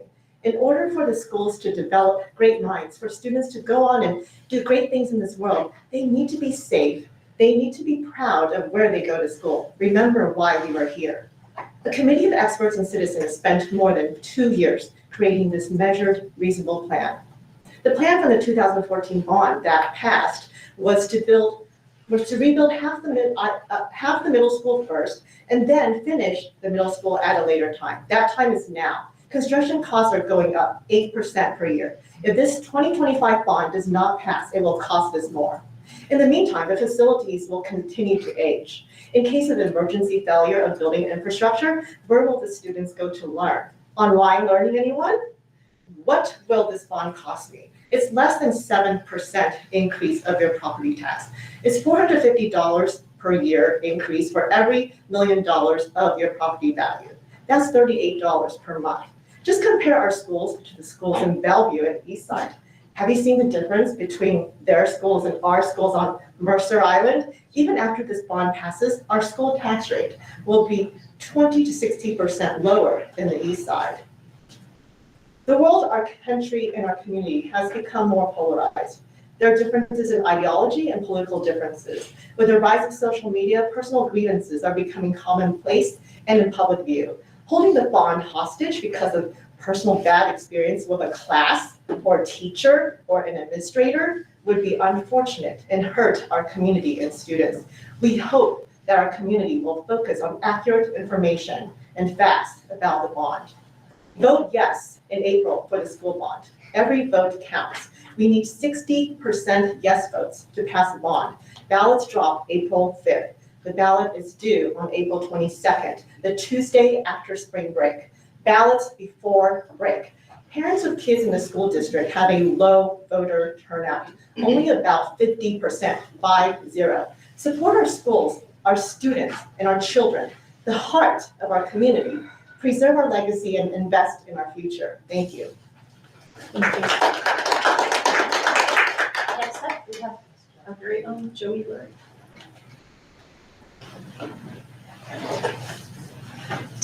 Hi, everyone. Kind of before I start what I wrote, I just want to say, as a Jewish student on the island with a Jewish mom on the school board, the previous speaker does not represent all Jewish people on the island.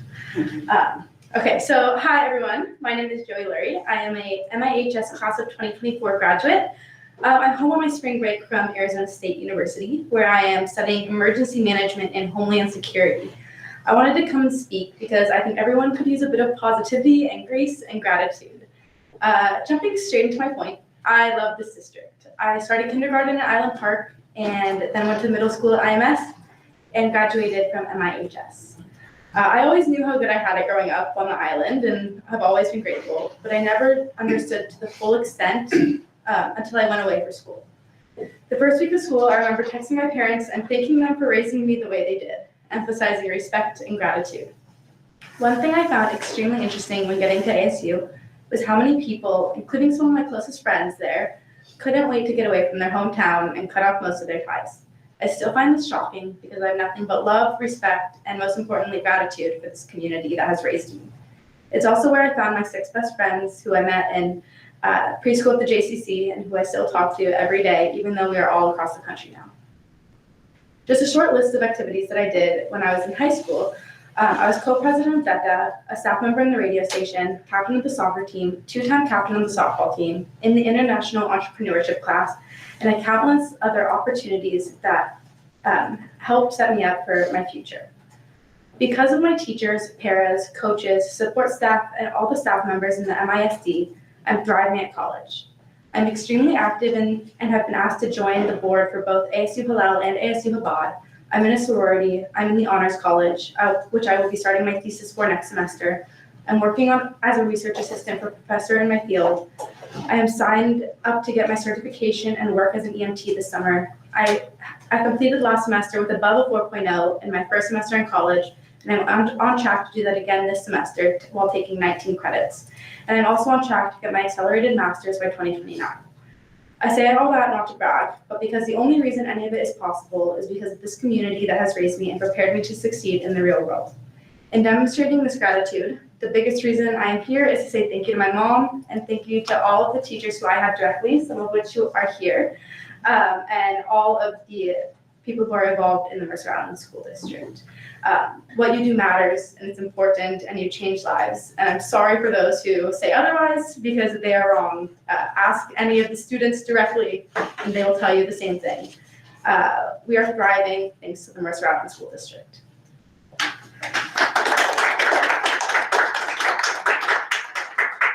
you so much. Congratulations for the things you're doing. Frank Scott.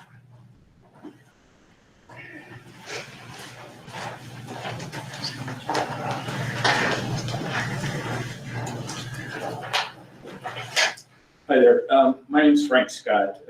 I'm a proud graduate of Mercer Island High School. We're having our 50-year reunion this year. Wow. I believe in Mercer Island schools. I believe in the students, and I believe in our administration. I want our schools to remain as the cornerstone of what makes Mercer Island a great place to live. I'm fully supportive of the upcoming capital bond measure. Last weekend, I had the chance to work at the senior fair talking with seniors about the bond. And I'd like to share a little bit of feedback. One cluster of seniors, and I think I probably talked to about 75 seniors over 3 hours. One cluster of seniors would immediately say, I always support our schools. And there were kind of several sub-bullets to that. One said, the importance of quality education is just not debatable. A second would say property values. My property values are being maintained because we have great schools.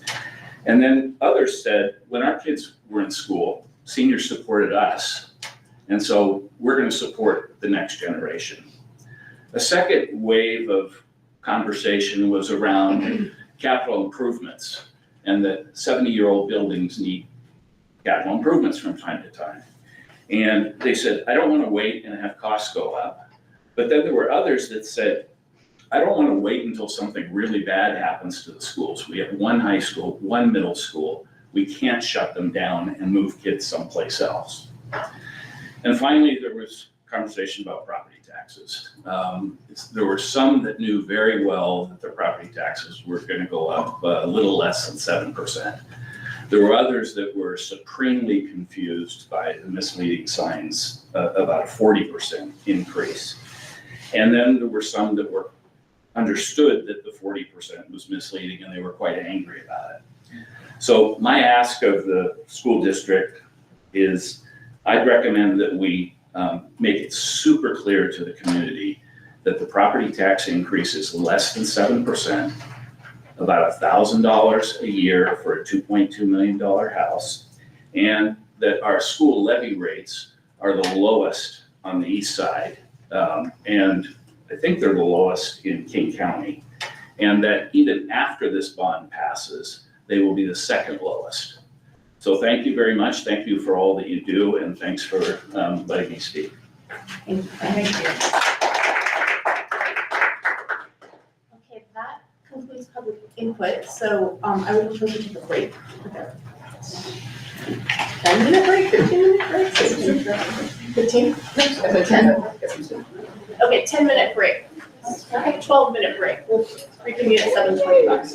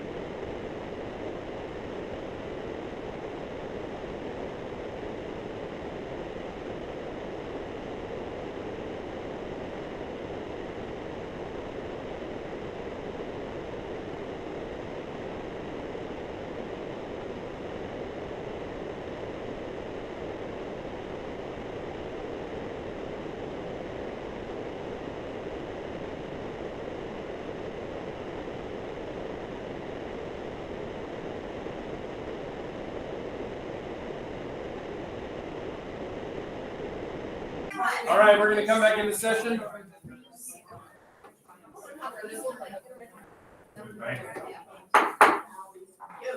back. Next up, we have a consent agenda. Do I have a, I'm looking through the consent agenda. Yeah. All in favor of approving the consent agenda as published, please say aye. Aye. Oh, sorry, students first. Aye. Board members. Aye. All opposed? Any abstentions? That is 2050. And after that, we have just superintendent report. Great. So just a couple of things here.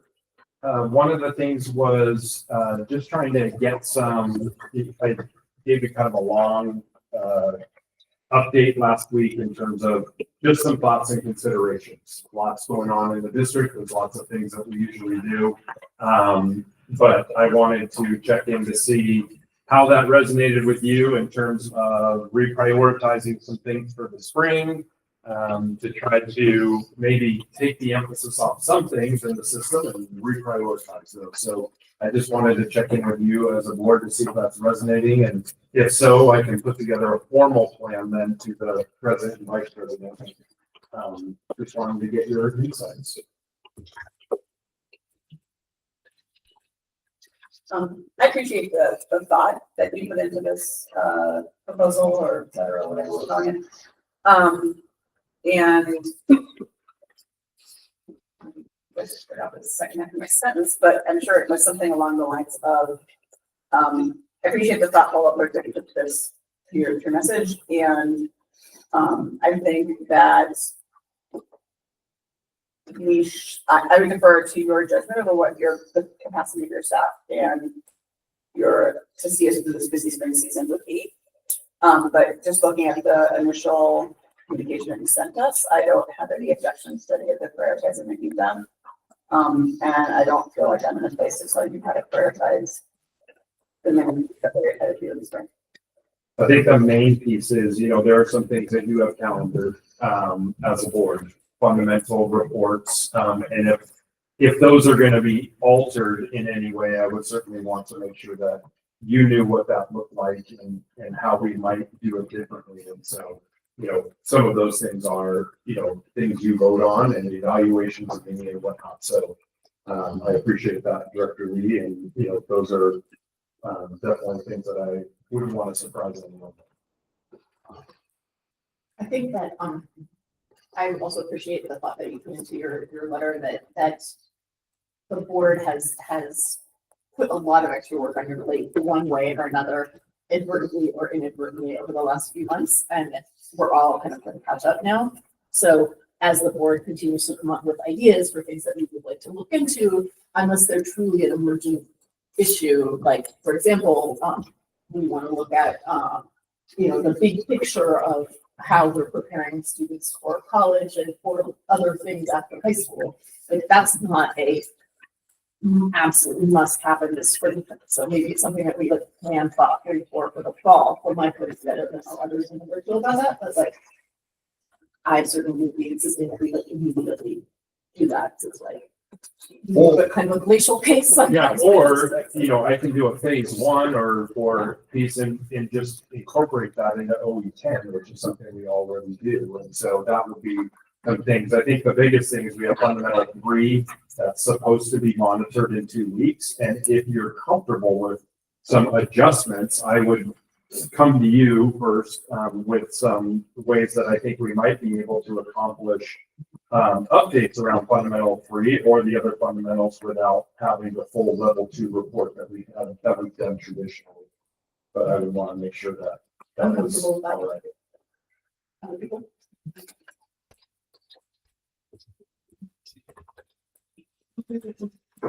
I think that not much that can be incorporated in the things that are already in our agenda and fundamental will be. I also acknowledge that there's some things that as we mentioned before, the difference between important and urgent pressing. Yeah, I think that I like to also acknowledge where we are in this moment in history, that what we say today, maybe tomorrow might be something might be pressing and we might have to switch. And giving the flexibility to do that. So the more that we can put in those fundamentals or things that are already in place, the better for everybody. That's a really good point.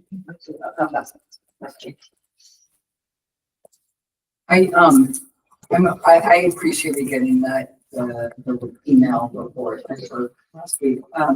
I've been really concerned, especially in the last couple of months, but I feel like we're losing focus on addressing issues that impact students, and that we've moved much more towards adult-centric issues, at a time when the world's kind of, in chaos, for lack of a better term. So I support anything that keeps us back towards focusing on students and outcomes, and that we keep that in mind when we're agenda planning and talking about things in the future. So I trust that you will bring to us the information that you deem the most important right now, and so I trust that plan. And whichever way that you think is most beneficial, you know what our expectations are, and I trust that you will live up to them. I guess I would want to know more about which of the four fundamentals, and what that looks like in terms of catching up in August. And I would need to take a look at what the data is that like typically like we receive for those fundamentals to sort of, you know, see what the timing is. Yeah. That'd be helpful. Yeah, To know what it is that we're not getting. Great. The only other thing I had, I'll have things in your normal update this weekend, but there's been, I think as we head into this portion of the year, you know, there's lots of different openings that occur, and I've had several staff, or not staff, but several community members, you know, ask me about my intentions and, you know, what am I thinking? And I have no intention of leaving. You would all know that long before anyone else. And so I don't know if you're getting any of that. It's nice of people to think that I'd be considered elsewhere, but I'm not looking to go elsewhere. I had an amazing opportunity today to be a dad at the high school and bring my kid up and be with Dana and go through course selection with the counselor and do some assessments. And, you know, I'm still firmly committed. So I just want you to know that as boards, you would know way before anyone else. So just wanted to make sure you would know. And that's it. Board reports? Oh, sorry, sorry. No, I am gonna, so I'll be like report and after my personnel. Okay, she's lost the person. Okay, yes. I am sorry, I'm a little bit demoralized. And I will say that. So right now we're like we're already passing the session, the midpoint of the session, and of the 121 educational deals, there were 29 that are still alive. Of those, only 2 are part of the priorities of every single district. Absolutely. And I am sorry, I'm so demoralized by this. Like, it's I don't know how to strategize this in a way that legislators will listen, because they are focusing so much on the curriculum, which I think that is important. But if we cannot pay the insurance of the building or turn on the lights, there's no curriculum. So that being said, March 22nd, there's a town hall on the 41st district. And I invited everybody to attend, and I will continue to tell, I send an email to the students, related to that. And I think that as a community, we have whole building materials on what is happening. Because they are not listening to us, to the community. Can you say again what date? Is April 22nd? March. You said March. I said March. That's a lot. I am already there. March 22nd, and it will be at the Delphi College. And I will send all that information, because I did promise that I will consider that to be like under something that people will know where it is, because I think that it matters, and it matters a lot. So I think that there has been a lot of progress. There was a great deal that passed unanimously by the Senate that is related to special education, $2 billion, I think it's $2 billion that was committed. But it has to pass the House. So now it's in the House. So I think that and next week is going to be the reconciliation of the budget for. So whatever happens next week at the legislature, depending on how much budget there is, I think that the House might change how it looks like. And then we have the NSOC that is also that the Senate bill that also passed, and that one there's a hearing, a public hearing, and I think that states it's a date that we might have to prioritize to show up. On March 19th, there's a public hearing. So either I will strategize with my other lecturer to see if we decide end up going down there or if we will show up virtually. But I think that it is important that as many people can show up and say this matters.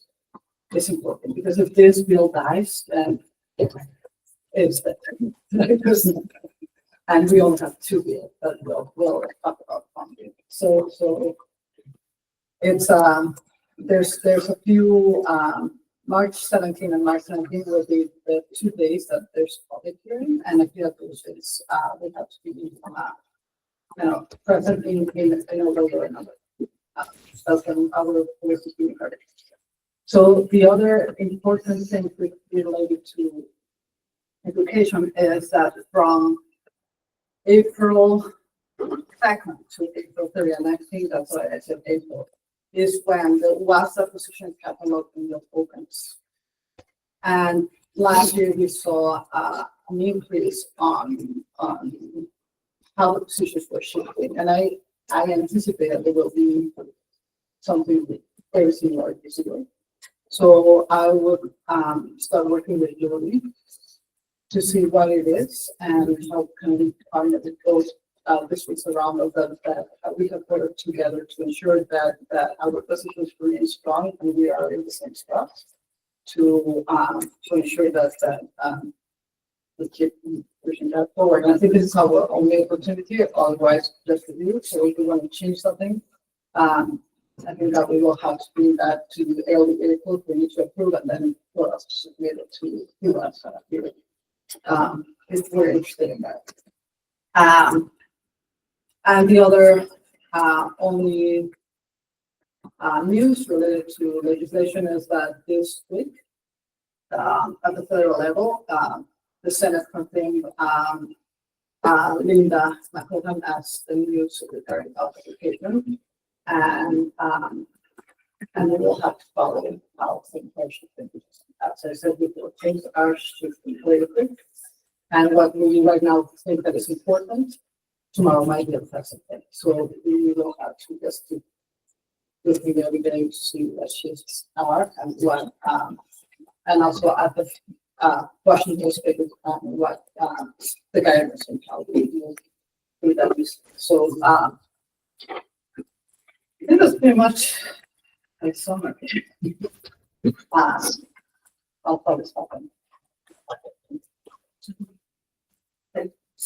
Thank you for all your hard work. But I do hope, and I hope, and I invite all of you, everybody that is here, and March, like I said, show up. And even if you cannot show up, designate somebody, bring your stories, write them down so we can give them to the legislators. There's many ways that we can show up and open accountable to really improve our stories and our news instead of, yes. Yeah. Thank you. Yeah. I think I just expressed my dismay about how the sessions go, so you go like it, like sharing more. And yeah, I'm moving it. So, thank you.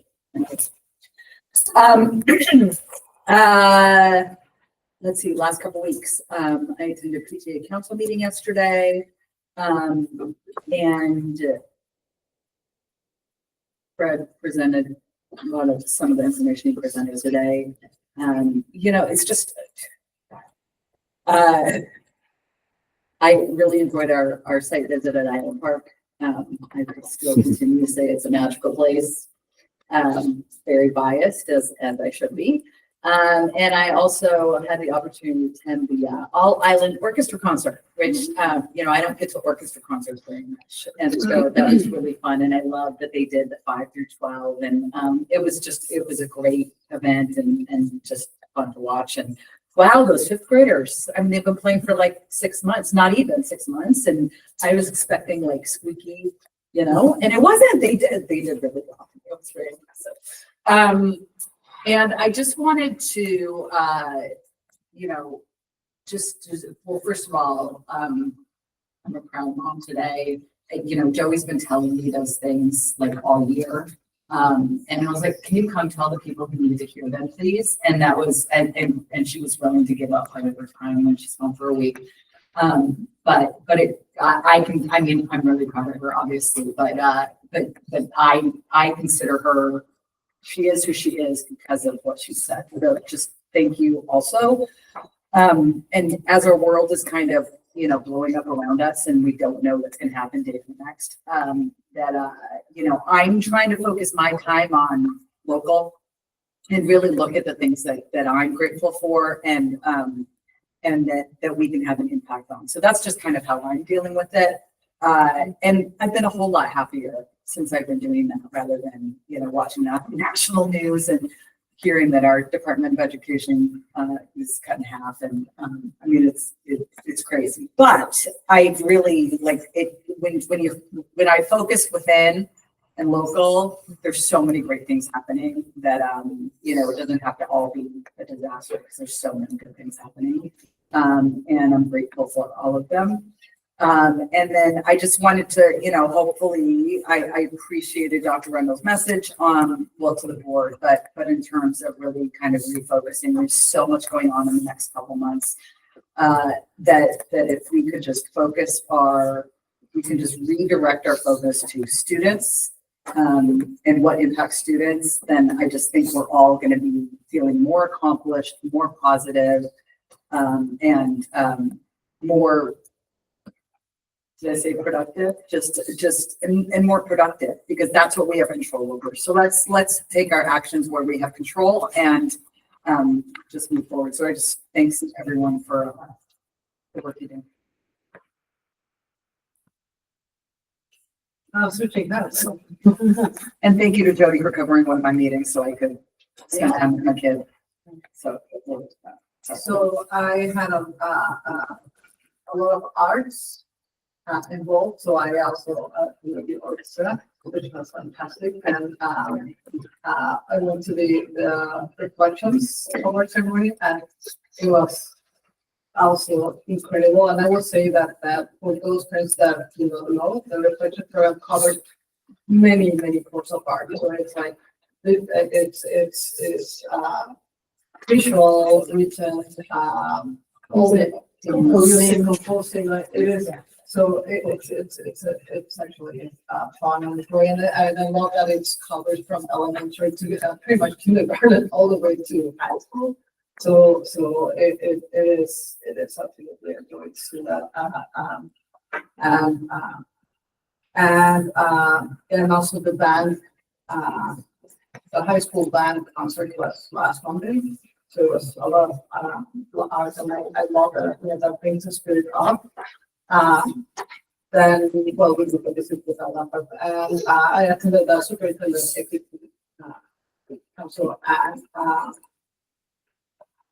I think a lot of the conversations also moved around what is important and the situation.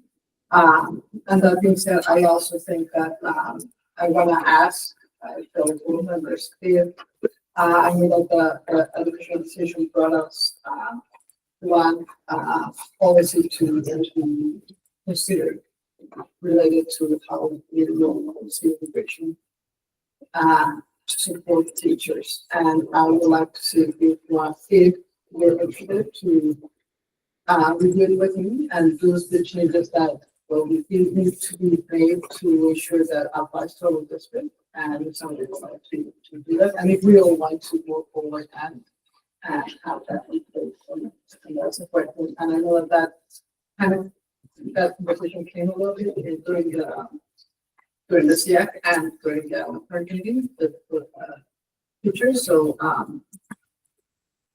there is. What time frame are we talking about here? I think that the word is I Christina, and this is me as a person, agree with 80% of what is written. I think that the tweaks are minimal, but I think that is I don't know how you felt after you read it. So I believe that this is fast, but I don't know. It could. No, I feel like I want to see if my head is Dan. Yeah, I did. I know.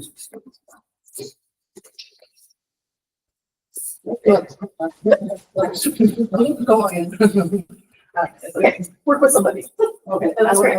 I'm happy to. I am happy to have a lawyer on that. Yes, exactly. And also be interested to see how it overlaps with Fred's community. So I think some network is already. No, absolutely. I think that the part of it is not only on the administration, but also on our side, saying that we are supporting this to ensure that teachers know, and the families know where we stand on this and how are we going to protect our students. And I think that is a way to give them a little bit of psychological safety. When you're in our schools, you are safe. We will make our biggest effort to protect you at all costs. So it comes from all levels, and I think that's why it is implied that that's an expectation, and I like that expectation. I do hope that if my kids or any of the kids are in the district, they will have that psychological safety, knowing that they can be their true self there, because they can learn, knowing that they will be safe in the levels, which are really helping them. So that's yes.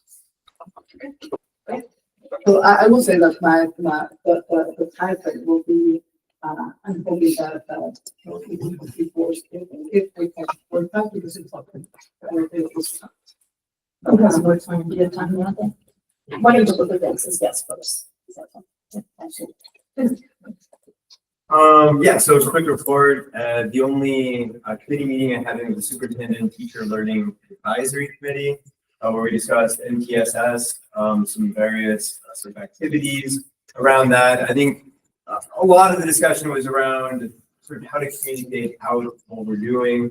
And I think there's sort of like two prongs. I mean, one is explaining the pedagogy, but then I think perhaps as much of that is communicating what the outcomes are that proves that it's working, rather than just the theory in and of itself. But that was like that's it for my report. I hit the trifecta since our last meeting and went to the middle school, high school, and an elementary school back. So I feel like I should get a donation for all. The middle school path was I don't first half that was snatched up from under me, but I got to go again, and just really impressed with the thoughtful approach that they are taking to, looking at their gas data from last year and how they can improve. And it just shows me that the importance for, Ben is filling out that PS survey that's, I think, just come out recently, and that the schools really looked at it exactly a lot. They spent a lot of time pouring over it in the time that we were together. So I'm just, like, it goes somewhere and it gets used, that data. It's not just asking people to fill out forms for the fun of filling out forms. The high school CAP was sort of their annual, like, not social lunch, well, the social lunch, where we had lunch in the library and talked with educators and community members and administrators. So it was more of a chance to sort of like really talk to people and see exactly what they did. I talked to some of the counselors and sort of got that idea of like how the college counseling process has changed in the last couple of years with the new program, or like the board. Your high school and beyond plan? Exactly, yeah.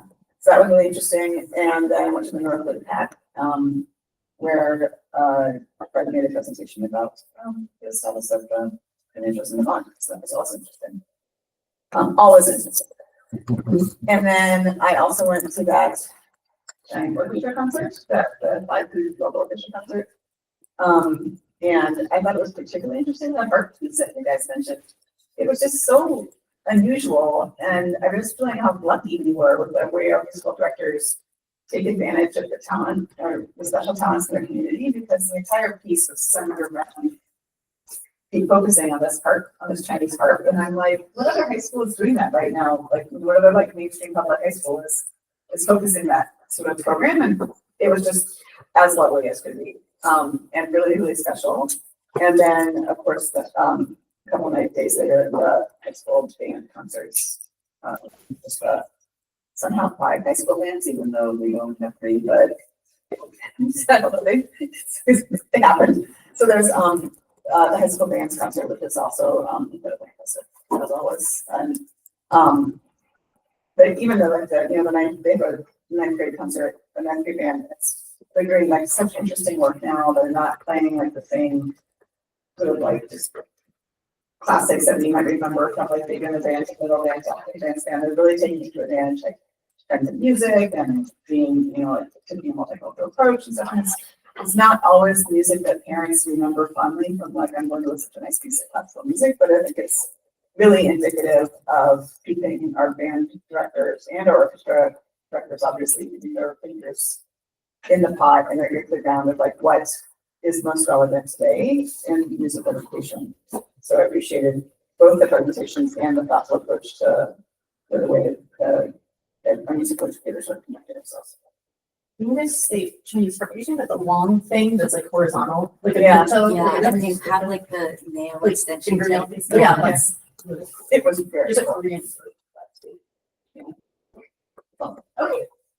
I attended the PTA DEI committee meeting, and I attended the Lake Ridge PAC meeting, which Dr. Rundle came to as well, and was at the beginning of talking with parents about what they're hoping for in their next principal to replace Ken Christensen when she moves away. But there were some really, I thought, really thoughtful suggestions by the parents as far as kind of like the kinds of qualities that they're looking for in someone who understands our district and someone who is willing to flex a little bit and someone who really listens well to parents.